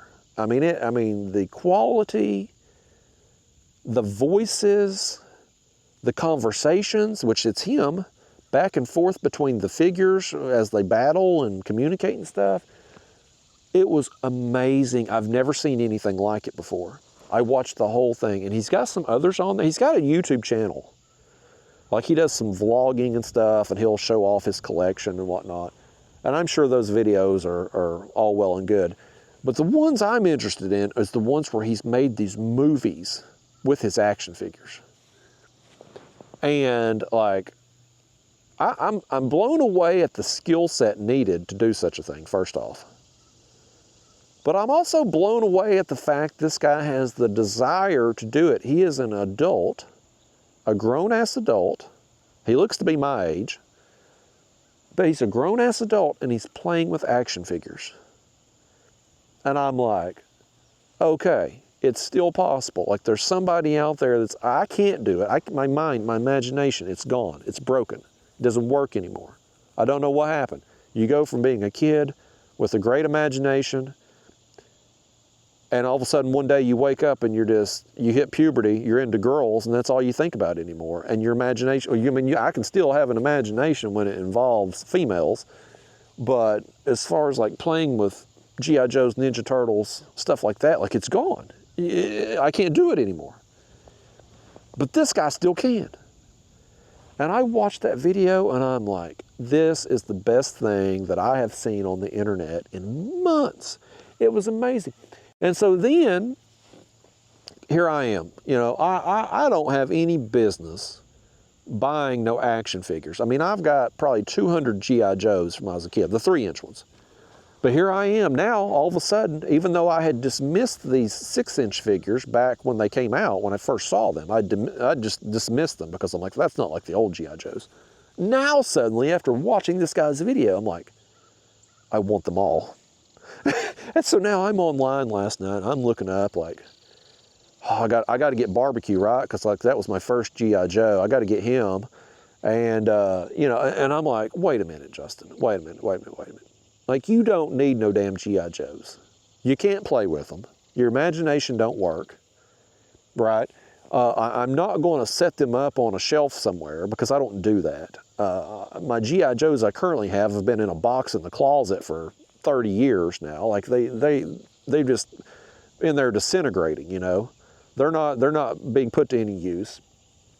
Even if I did put them on a shelf, let's be real. Come on, it's just going to collect dust. When you put something, I have one shelf in my house. It's a small bookcase in my bedroom. That's the only trinkets that I have in my house. And it's just a few things. I've got my dead dog in there, you know, Roscoe's ashes. It's in a box up there.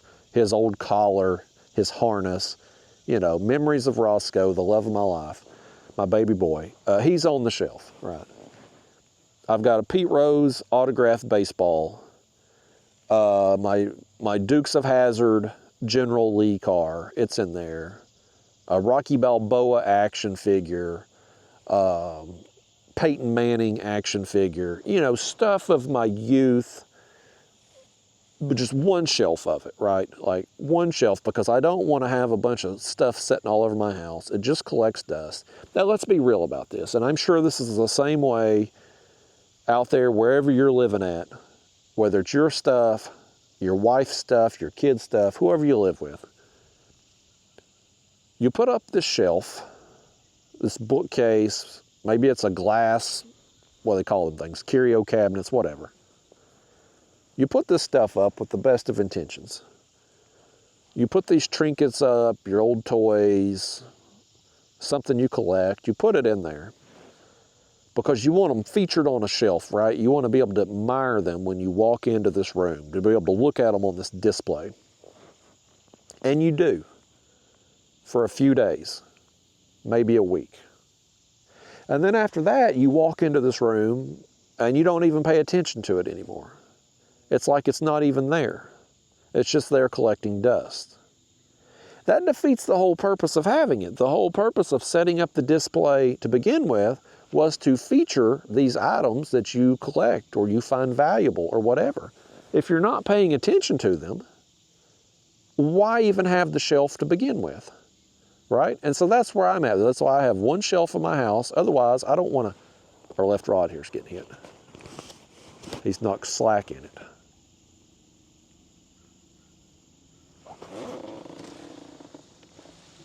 I'm going to pick up, see if I feel weight on there, I'm going to jerk his jaw.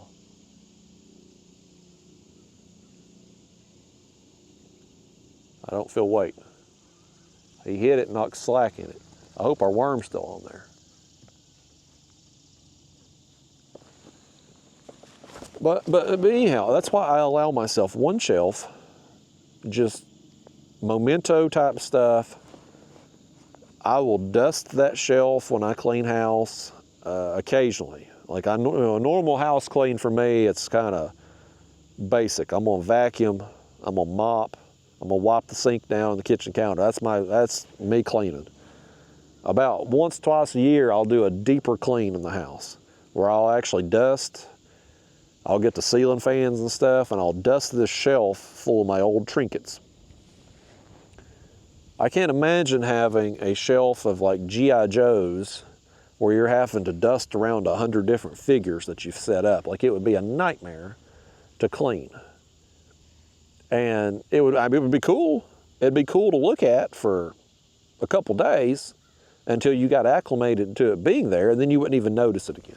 So anyway, in my mind I know this, but yet I've watched this video last night of this G.I. Joe action figure movie this guy has made, and I'm like, I want all of these figures, man, I want them all. And so I'm online, I'm looking at it, I'm like, man, well, there was a fish that jumped up right out there. I'm like, man, I gotta have barbecue, I've gotta have Baroness. I'm like, man, that Shockwave figure looks amazing. Of course, you gotta have Storm Shadow, because he's like the best G.I. Joe figure of all time. There's Snake Eyes. Like, I gotta have all these, man. Cobra Commander, Destro. And I'm sitting here and I'm like, man, these things are like $25 a piece. And I'm looking at like how many of them that I just need, I just gotta have. And I'm like, this is out of control. Like, this is insane. Like, I don't need any of these things. But they've chugged on that nostalgia. They've pulled on that string. They've made these figures fit our adult hands so that if we wanted to try to play with them, it will feel the same as what it did as a kid when we were handling the 3-inch figures. And I'm like, boy, they really know what they're doing over there in that marketing department at Hasbro. They've really got things figured out. And they're not releasing all these figures at once. They're doing, look, watch this bird, watch this bird. Boom! Osprey just got him something. He got him a shad, I think. Here comes another one. Look at this. Look at this. They need a G.I. Joe vehicle called Osprey. They may have one, actually. It should be an aerial vehicle that dives down under the water like them Ospreys do. He's flying around. He's looking for something. I hope that other one happened close enough that y'all could see it on camera. I know these things look far away on these action cameras. He's looking. He don't give a damn that we're here either, does he? He don't care. Okay, here he goes. Here he goes. Boom. Oh, he got a big one. I see it there in his claws.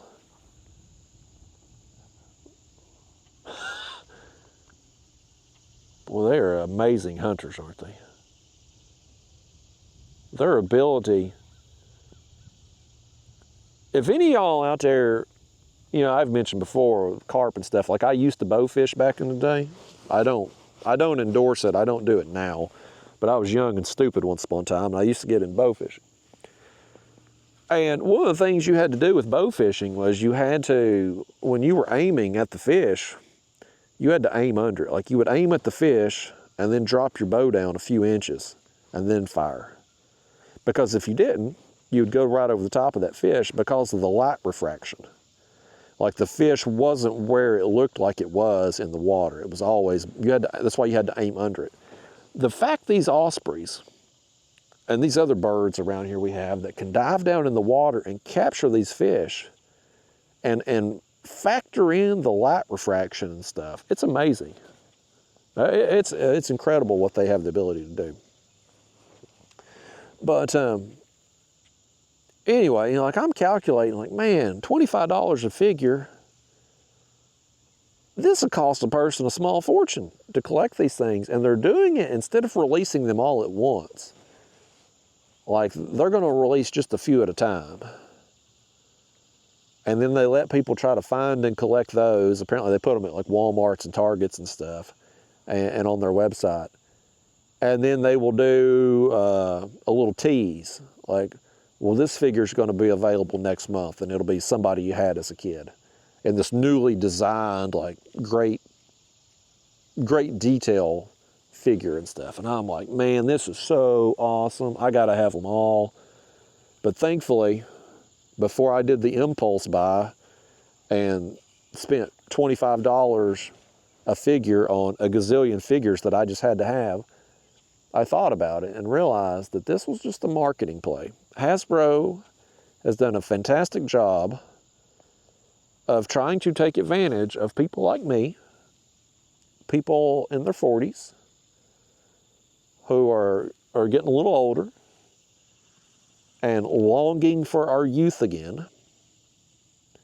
And they know it ain't worth their while to market to make action figures for kids today, because kids don't play with action figures anymore. So instead, they'll market to us adults and put an extraordinary price on them, because they know 40-year-olds got a little disposable income. And so instead of paying $2 for a figure like we did in 1985, well, now we're going to pay $25 for a figure.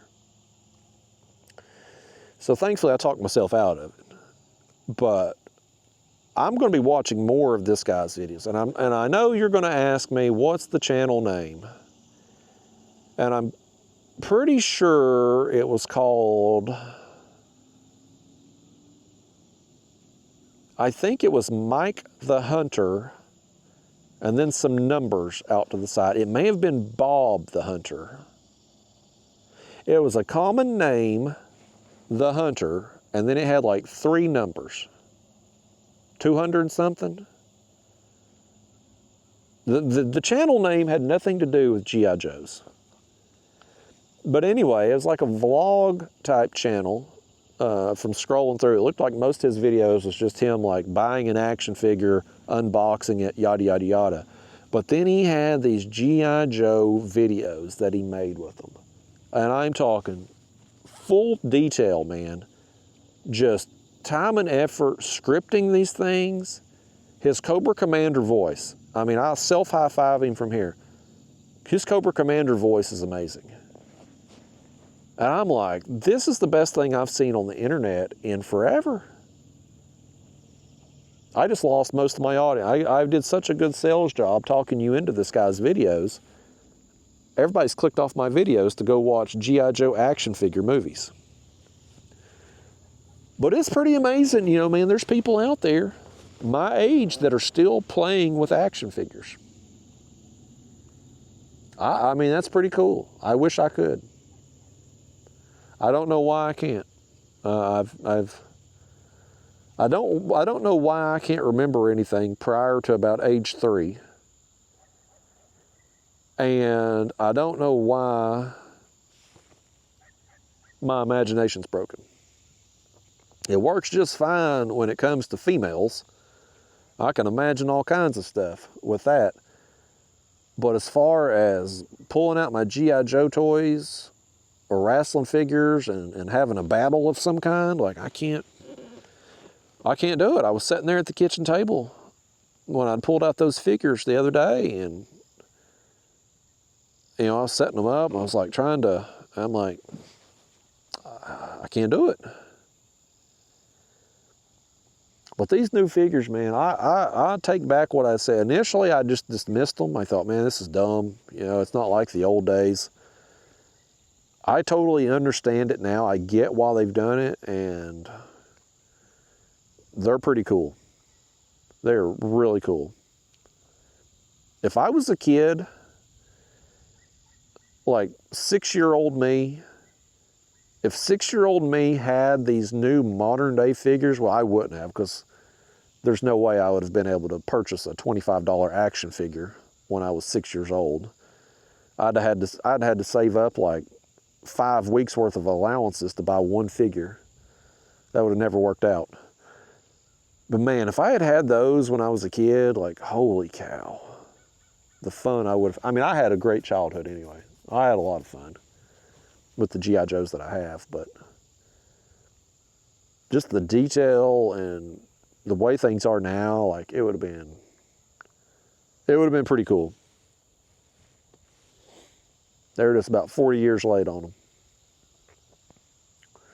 But yeah, well, I mean, these things apparently, though, have a cult following.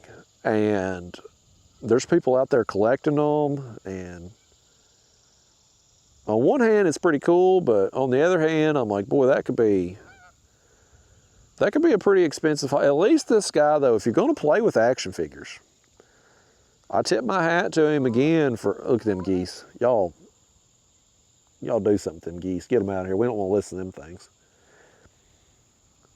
But at least he's doing it on video. So maybe he's probably taking these action figures and writing them off as a business expense.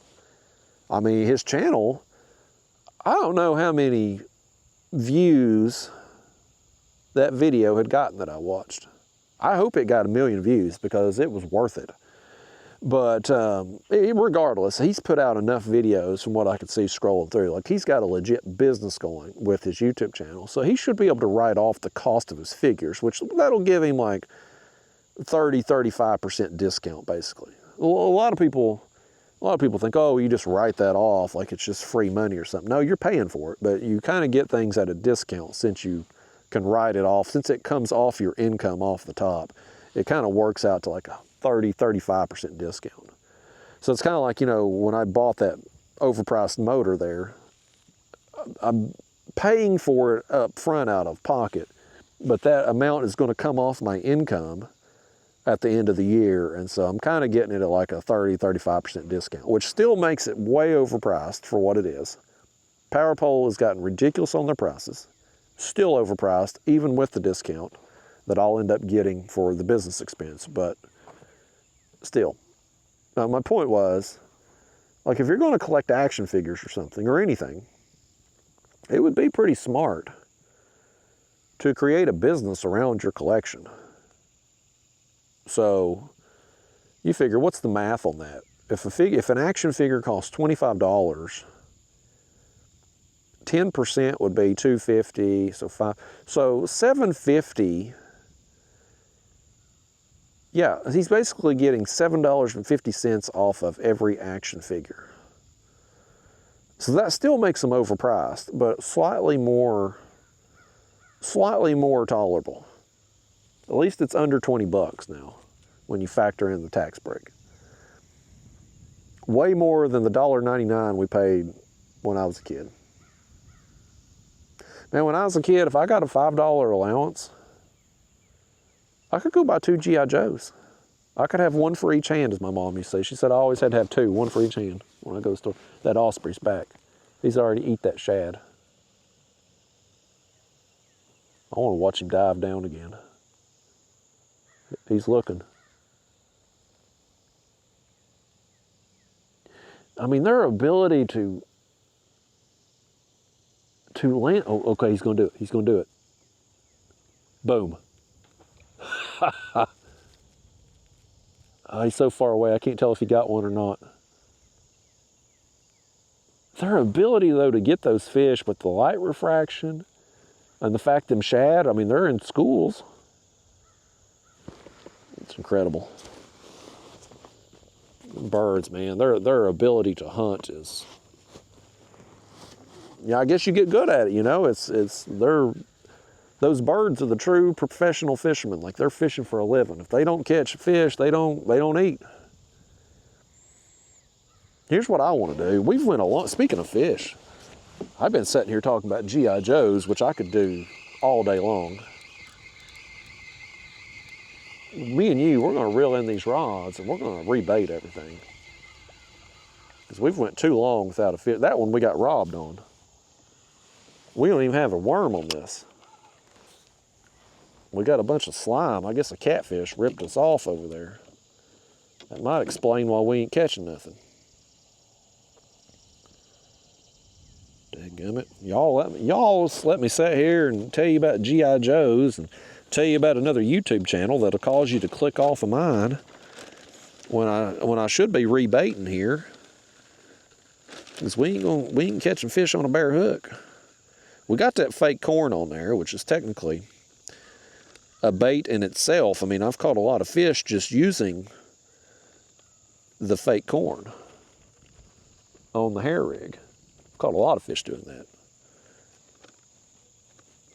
But I feel a lot more confident putting a worm on because we've just had, I mean, you've come with me enough. You've seen, we've had a lot of success this summer. Carp and buffalo, although not buffalo since we went to the soybean meal mix. But we've caught a lot of fish on the worm rig. So I've got a ton of confidence in it. Oh, is that spammer calling me again? Somebody's buzzing me over here. Who the hell is this one? I don't know who that is. Oklahoma. 580 area code, wherever the hell that's at. I know I got some Oklahoma peeps out here. I guess y'all got spammers out there too. Spammers are everywhere, man. I get calls from, multiple calls from them every single day. Even though I'm on that do not call list. They still call me every day. If they wanted to talk about G.I. Joes, I'd probably pick up the phone and talk to them. But they don't, they never do. They always want to sell you some kind of extended car warranty.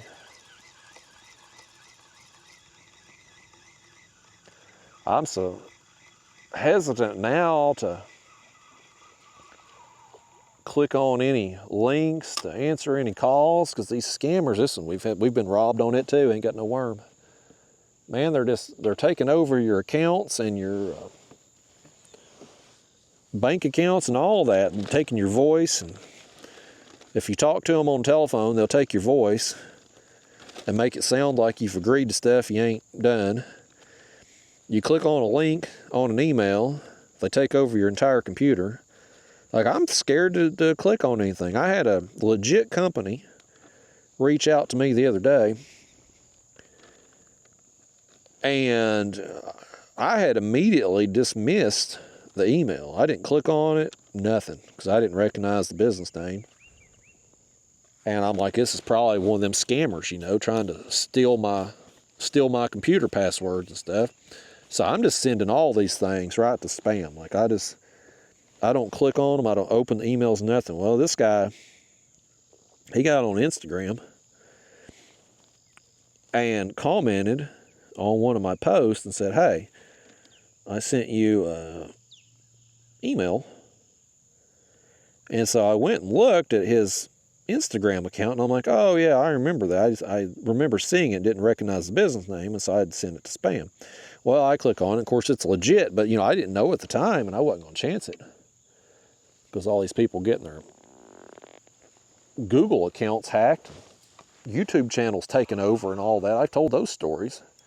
And that had almost happened to me on that Canon camera email. There went most of that pack bait. I hate soybean meal. I hate it. When I get through that 50-pound bag, we ain't never using it again. It don't matter what I mix it with, how moist I make it, it's just, it don't pack good. It just don't hold on there good. I wonder if our dough ball's still on the other one. Not that it matters, because Lord knows it ain't going to get hit anyway. Let's reel it in. You know what let's do? Let's put a worm on that. If the dough ball ain't going to get eat, let's put a worm on that rig and see what'll happen. I'm just curious on that. Yeah, the dough ball's come off. It had been a long time. That first one lasted way longer than I thought it would, but it ain't forever. You know, like it's gonna eventually disintegrate. Yeah, we'll just put us a little worm on that hook. That's the number 4 size G Carp hook from Gamakatsu.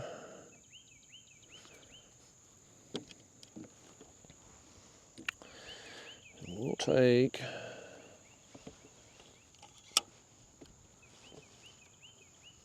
some more pack bait and put around this feeder. And we'll just see if a worm can get eat possibly, since the dough ball did not.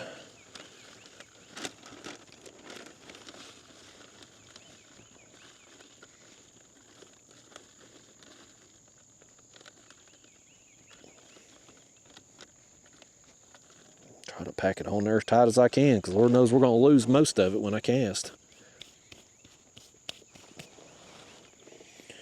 That's so frustrating with this stuff. It don't matter how I mix it. I thought the bananas was working out there first thing, but it was fool's gold. I thought it was working, but it really wasn't. Maybe I just had more bananas in the top of the bag there or something.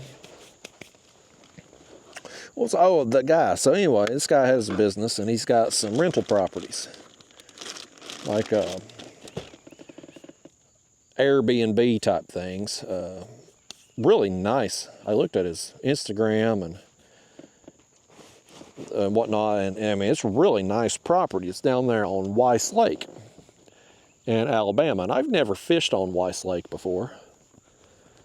But the pictures of it on this guy's Instagram looks really nice, and his property's beautiful, absolutely beautiful.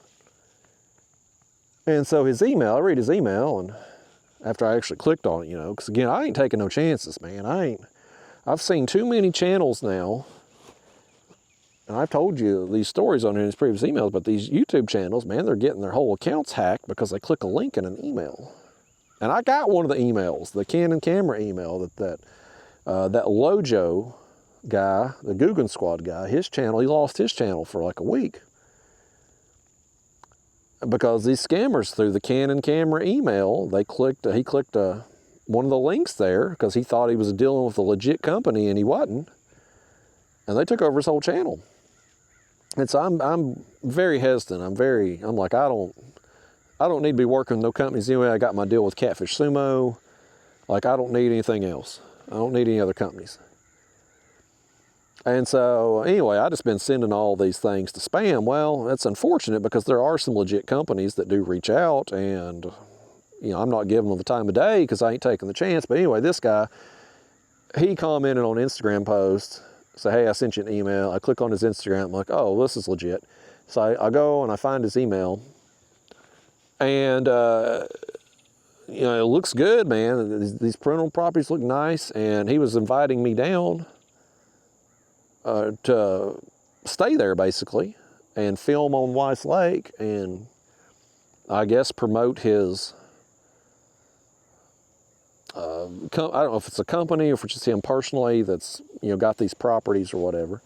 But yeah, I guess it was something like that. And, you know, I ain't got time to do no traveling. I mean, I'm going to be traveling this fall, but I got a lot of trips planned. I got this tournament coming up here in Alabama, mid-September. We've got October, we were going to Louisiana for a tournament there, which I'm going to turn into probably a 1 to 2 week trip.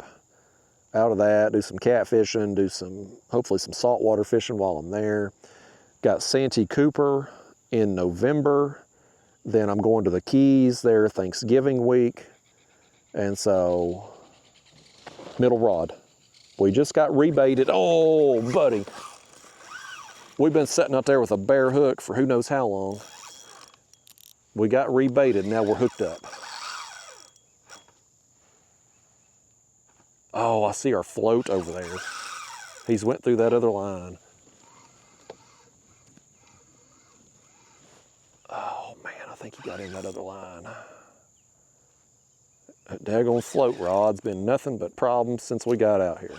It ain't catching us no fish. Now we got it tangled up. This braided line too, man. When you get a tangle with braid, it is tough to pick out. That's why I use mono.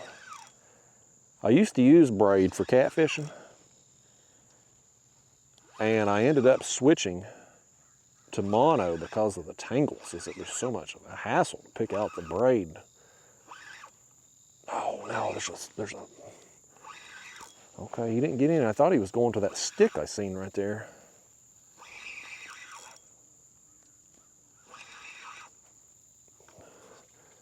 I swear I think he's in this line.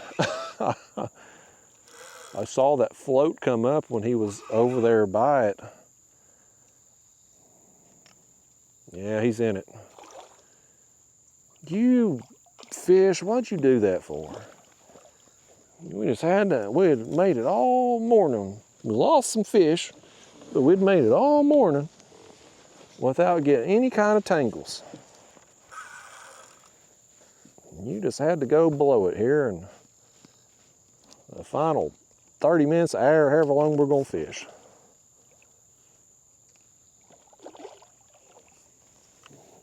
Danged old fish, come up here. Boy, now he's up under the kayak here, folks. He's out of control, man. He's doing what he wants.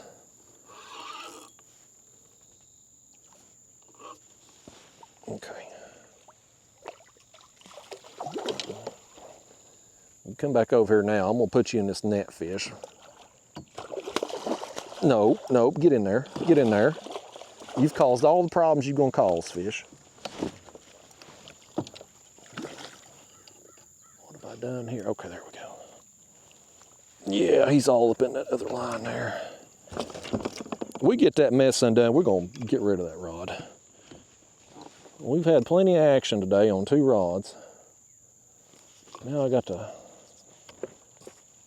my line wrapped around the head. We're in bad shape here. Let's see what we can do with this. Boy, it's a mess. What'd you do that for, fish? Now you're making it worse. Don't make it worse.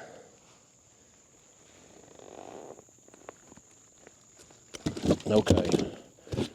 Okay. It actually may not be that bad. Look right here. Look right here. We done got the hook out of it. Now we just work at corn. I'll be damned. The line's all tangled up here. We'll have to reel it in, but nice try, fish. That wasn't nearly as bad as what you thought it was going to be, was it? He said he'll try better next time. I ain't giving you no front camera time, fish. You blew it. You blew it. You had your chance. I would have. You're big enough to justify it. But after what you done to us, I ain't gonna do it. Well, I'll tell you what, let's do. Let's send this one back out since we already got it undone. We'll send it back out, and then I'm gonna reel in this other mess here. That float rod, that was a dumb idea. We ain't never doing that again. We know there's plenty of fish here, so it ain't the location that it's causing that thing not to get bit. It's the rig.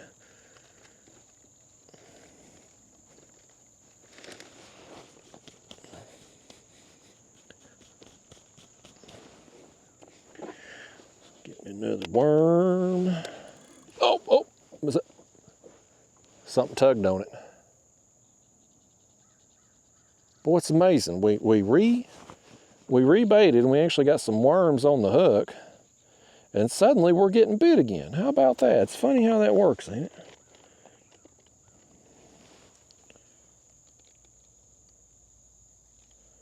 Let's send this one back out. We're gonna check that other one. He tugged on it. He took a little drag there for a second. But I think he's gone now. There went half the pack bait. Gosh, dog it.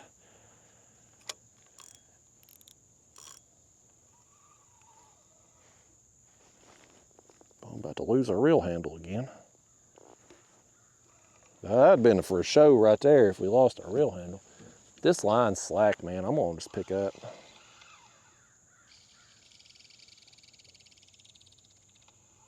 Has he got it? My lines keep going slack. He does have it. He does. He had to come back toward us. Oh, and he don't anymore. I just felt him pop free just then. I felt him. Y'all botched another one. How do y'all lose so many fish? I don't know how you do it. But you just lost another one. You should have let me reel that in. Ain't no way a professional like me would have ever lost it. Let's rehook this worm. Oh, we're gonna recycle that worm.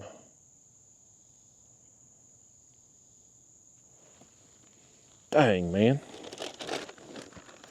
He was tough though. He had hit that bait.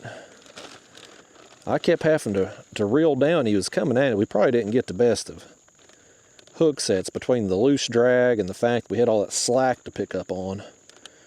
probably just didn't get a good hook set in him. I might cut you a little slack for that one.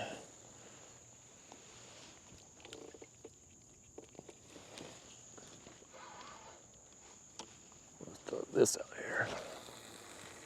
That's a better cast.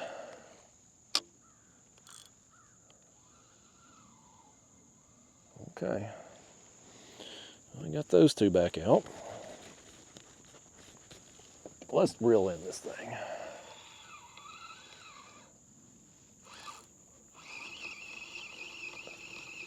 Somehow or another, our line got all the way over here to the left somehow. I don't even know how that happened. Oh, our leader's all wrapped around the... This is a dumb idea. This ain't going to go down as my best idea ever, that's for sure. I've had some good ideas. I've had some bad ones. This one right here is... This one's on the bad list. We're just going to go ahead and put this rod up. I'll tie a normal rig on before our next carp session at some point, just to do it. But we're getting enough bites right here with 2 rods. I don't know that a 3rd rod's necessary anytime. I've said that on some of my catfish trips, like if you're where you need to be when you need to be there, 2 rods keep you plenty busy. And so the 2 rods that we've got out, if we can keep the worm on the hook, well, we're catching some fish. It got calm here, man. Did you notice that? Like the wind had kicked up briefly, and now it's calm. It's like eerily calm. Like you can almost feel it. Bear with me a second here, folks. I want to pull up radar if I can. I just want to make sure I ain't about to get run over with the storm. It's like the calm before the storm, you know what I mean? Let me just take a look here and see what's going on, if I got enough cell service to do it.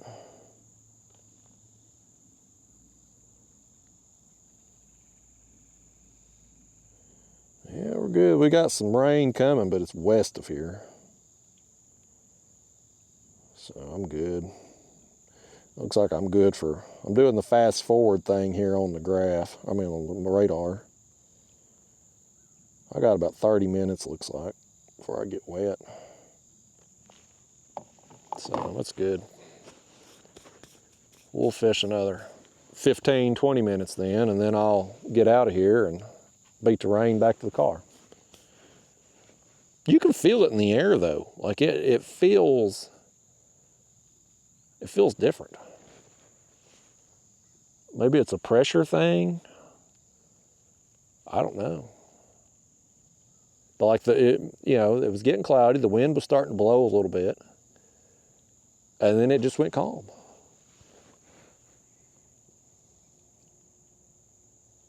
We'll see if it affects the fish at all. I think just having some... I hate this squeaking my seat's doing. But, yeah, we'll see if it affects... We need to get some more fish out here. Let me look at the clock here. I ain't got much battery life left anyway. My battery pack's dead. We're on the main camera battery. Okay, see where we're at. Well, I know when to get out of here. There was a buffalo right there. I saw him. Did you see him come up? That was a buffalo, not a catfish like y'all thought was earlier. That was a legit buffalo right there in front of our baits.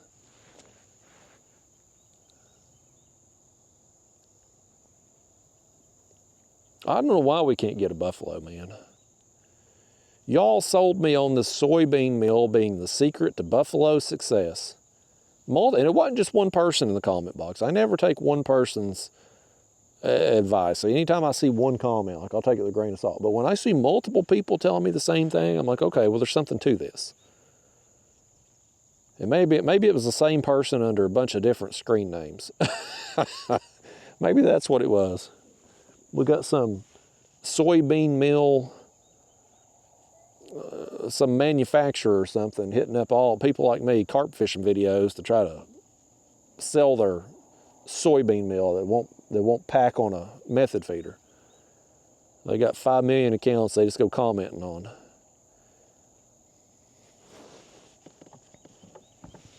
I wonder I didn't look at the comment box on that G.I. Joe video. I wonder what the comment box was like on that. I'm gonna have to go back and look at that. Because I know how nasty my comment box can get sometimes. Like if I say something, or if I use a crappie for bait or a bass for bait, something that really strikes a chord with people. Or sometimes I'll make a joke about women and that'll set all the women in my audience off. And like comment box will get a little interesting for a few days. I wonder what it's like in a G.I. Joe action figure comment box. Like, what kind of pettiness goes on in there, I wonder. Because there's some. Like every community across the board has some kind of drama going on. Like they all do. Like it's just human nature. It doesn't matter. It's not about the activity. It's just about the fact there's humans involved. And everybody's a little bit petty and a little bit jealous. If somebody gets something that somebody else doesn't get, it's across the board with humanity. And I'm curious, the G.I. Joe toy collectors, what do they gripe at each other about? Like, what is their drama going on? I'm very curious. I'm going to watch some more of his videos tonight. I'm pretty sure it was Bob the Hunter or Mike the Hunter. It was a common name, the Hunter, and then some numbers beside it. But if you want to check him out, and at least wait till after this video's over, do me a solid. I hate to be running people off, but then, maybe type in some of those names, either Mike the Hunter, Bob the Hunter, and G.I. Joe, and I'm sure it'll come up. I've probably sold some of G.I. Joe figures today, because some of you are a lot of you out there are my age. You grew up with G.I. Joes and toys. You're going to go watch this guy's videos, and you're going to end up buying some of those new G.I. Joes. It's going to happen. I almost bought some last night. If they hadn't been $25 a piece, if they hadn't been so expensive that I paused for a minute before making the purchase, like if they were $10 a piece, I'd have probably bought the whole set. I'd have probably bought every one of them. But thankfully, they were so expensive, they priced me out of the market. But some of y'all out there are going to buy some, even if it's just one or two. Maybe you just buy your favorite from when you were a kid. Like for me, Storm Shadow, my all-time favorite. Not the first Storm Shadow, but like the it would have been the one that come out when I was 6 or 7 years old, probably like 86, 87, 88, one of those. Where he's in his ninja uniform. He's got the tattoo on his wrist. It's like a white camouflage color uniform. He come with a bow and arrow weapon, like that one. That's my favorite G.I. Joe of all time. I would probably, I could see some, because I think he was a lot of people's favorites. Get that one. The barbecue, obviously, that was my first G.I. Joe. Nostalgia, you got to get that. Baroness, because she's super hot. There's not a hotter woman on the fictional character toy planet, if you will, than Baroness. Hottest of all time. You got to have a Cobra Commander. You got to have a bad guy. There's something out there messing with that line. I hear sirens somewhere too. Heaven forbid we make it a full day anywhere around here without hearing sirens anymore. Something tugged on that hook, but he didn't. He didn't take off with it.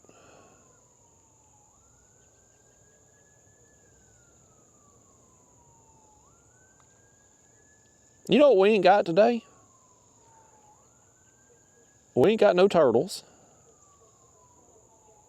And we ain't got no channel cat. We've caught several catfish, but they've all been blues today. Not a single channel cat. There has been a surprising number of blues back here. I mean, we've caught several today. I don't know how many fish we've caught to this point. Never as many as I would have liked, but that's just because I'm never satisfied. I'm about to be satisfied right here on this right rod, though. I saw my line jumping. Now the left rod. Boy, how awesome would it be if we could end the trip on a double? That would be pretty cool. They better come on, though. I ain't going to give it much longer because I don't want to get wet. We got our umbrella, but I was just going to fish a few hours today anyhow. Camera battery's about dead. I know our battery pack's dead. Yeah, it's winding down anyway, so we'll give it just a few more minutes here, see if one of these wants to hook up. It'd be nice to go out with a fish. Or a turtle even. I don't want to catch a turtle, I don't want to hurt a turtle, but if we caught, and here's another thing. Speaking of turtles and phones listening to us, here's another video I watched the other night because it popped up on my YouTube page. Why did it pop up on my YouTube page? Probably because the last time we were carp fishing, we caught turtles. And got to talking about it. Phone listens in and says, oh, Justin's interested in turtles. Let's show him some turtle videos. And so I watched a couple videos on pet snapping turtles. Fun fact about me. So I had a pet turtle for a long time. It was a slider. I had him from when he was a quarter up until, I don't know, yay big there. He outgrew a 90-gallon aquarium. And so I ended up releasing him in a pond. Had him for a long time though. But I also, when I was a kid, I had a snapping turtle for like a week or two. It was a short period of time, but it was a small snapping turtle. And I got him down there near the creek, and I put him in a Rubbermaid tote and fed him some fish and stuff. I ended up letting him go, of course, but he was kind of a pet for a week. But there are people out there who raise snapping turtles as pets. And I watched some videos of people who are doing it. And I'm pretty sure, why else would those videos never pop up before? But they popped up. Why? Because we had been catching some turtles while we were carp fishing, talking about it. My phone's listening, and it's like, oh, well, next time Justin gets online, let's show him some turtles. But yeah. If we catch a turtle to go out on the end of the trip with, that would be okay, I guess, as long as I can get the hook out easy. I'm surprised we ain't got one today. I like turtles, though. I had that slider for a long time. Snapping turtle for like a week. We had box turtles one summer. We built an enclosure outside, like a fenced area. And we would pick up, I think we had like 3 or 4 snapping turtles by the end of the summer. Well, we let them go there at the fall. But we just find them around the house. And used to, after it rained, my mom would take me out in the evenings after it would rain, driving down the road, like the back roads and stuff, and try to look for turtles. And we had them one summer there, and they mated. A couple of them did, and had eggs. And I'll be damned if my mom didn't hatch those eggs. We let the turtles go. But my mom, and this was back before internet. This is like back when you had Encyclopedia Britannica if you wanted to look something up. I mean, I was a kid, but my mom figured out a way to build an incubator and hatch some of them damn turtle eggs. And we had baby box turtle eggs. And we had them through the winter and then let them go in the spring. But yeah, I've had some turtles in my life. Even if it's just briefly, I've had some. But there are people out there that like, they will raise turtles, man. They like snapping turtles, even them alligator snapping turtles, the ones that get real big and can bite even harder. Like they raise those. It's a whole thing. But there's videos on it and channels dedicated to it, and they popped up on my feed. I watched some of them. I've had too much time on my hands lately, apparently. I need to just get off the damn internet, and it won't matter if this phone's listening in, because I won't be on the internet to be targeted. That's what they do, though, man. They listen in on us, and I guess it listens for like keywords and whatnot, and then if it can sell you something, whether it's a product or if it's a video or social media post, something they can put ads around where they make a little money on that, like they're going to target us with it. It's happened now with the turtles. It's happened with G.I. Joes. Like, y'all know what I'm talking about. There's stuff, I guarantee you've been on the phone with somebody and you get off and you get on social media, and whatever you and that person talked about, now you're seeing it on social media. Like, it's a thing.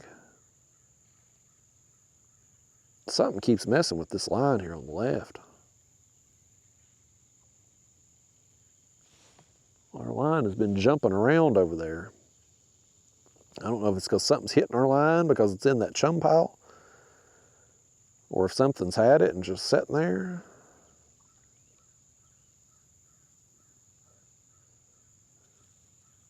I hope he ain't got that worm off there. You watch and see, though, today. I'm going to take these worms home with me, the few that's left. And I'm going to go get in my fridge next time, and they'll be dead because they got too hot today. And I'll come out here and use the dead ones, and that fella will be writing me an essay in the comment box telling me how I need to check my worms before I get them from Walmart. Even though they were alive, I've used them today, but the next time I bring that tub out, what's left? They'll be dead. And that guy, he's going to be down there writing his essay, lecturing me. Man, some people just, I don't understand them. I just don't get it. They're so busy, they're so worried about trying to stick it to you with their essay they're going to write that they ain't listening to all the details to realize they don't need to write you the essay.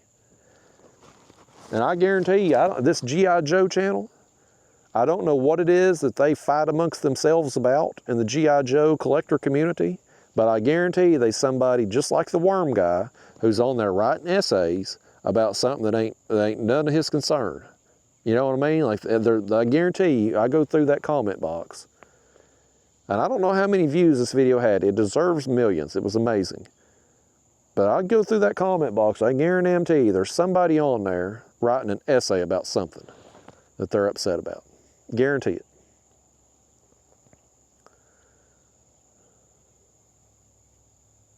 I want to pick up on this rod, just see.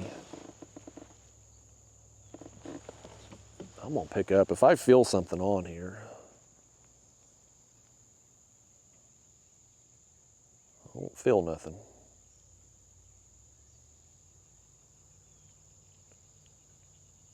That line moved a few times, but I don't feel nothing. He's apparently gone now.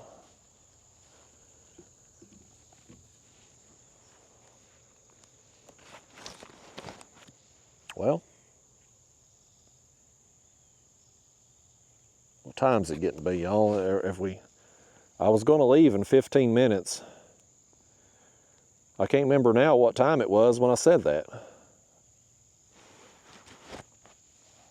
I'm going to get out of here soon, though.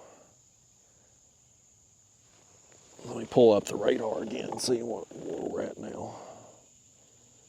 Hell, it's after 11 o'clock, too. Time went by fast today.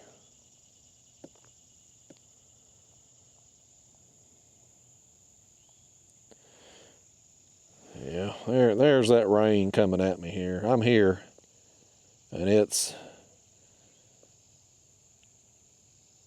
Yeah, I'm gonna go ahead and, it's in the green, it's not red. It's not gonna be, it don't look to be like a heavy rain, but still.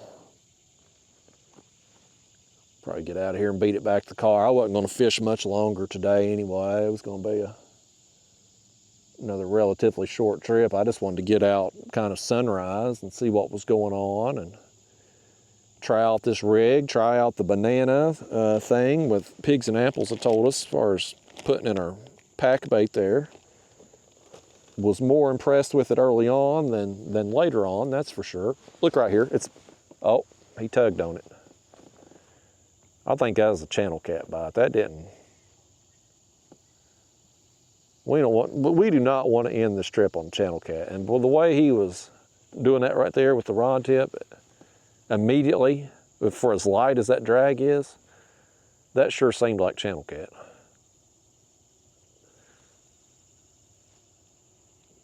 I don't want to end the video on channel cat. I'd rather, you know what, I'd rather just not catch a damn thing here to end the video than to reel in a channel cat. That's where I'm at with it, folks. I'm gonna get the heck out of here. I'm reeling this rod in right now to get it away from that fish. Let's see if we got a worm on it. The worm's still on there. He tugged on it a few times. He didn't get the worm. He can come over here and have it. We'll put that there. Danged old fish. Yeah, folks, the bread, the dough ball, or the banana stuff, the more I try different concoctions and different combinations, the more I just think it don't matter. I think it's just having something out there to draw them in. Some kind of chum, and then having something on your hook, whether it's kernels of corn, some piece of fruit, a worm, which has been working extremely well for us all spring and summer here, something. Just having something for them to eat once you've drawn them in. I don't think it matters how you draw them in. Soybean meal, breadcrumbs, the Wheaties, the oats, every other combination, everybody's got a favorite concoction. I think they all work. I don't doubt, when people tell me these recipes, and they've caught all these fish with it in the comment box, I don't doubt any of them. I believe you all. I just don't think it matters. That's just my opinion. I don't think it matters one bit. I think it's just being in an area where they're fish and putting your bait in front of them. I think that's going to catch you fish. And unfortunately, we've caught a few out here today. About as many catfish as we have carp, but we got some carp. No buffalo, though. We remain skunked on buffalo since going to the soybean mill. I will, though, do the side-by-side challenge at some point soon. For those of you who have asked about it and care, we'll find us a smaller creek, something where we can better test two baits side by side and see which that there is a preference to, if any. And so that will be an interesting comparison to do. It'll be a fun thing to do. So we will try that coming up at some point in the near future. But hopefully next video will either be a bait run or a catfish video. Because I'm probably going to go out tomorrow or the next day, make a bait run. If I'm on some, I'll film it. If it's been like it has been, it's going to be a grind. I won't subjections to it. But then we'll get back after some cats too. So regardless, there's another video, unless I die on the way home today, there's another, I hope I don't. There's another video coming and we'll do some fishing then.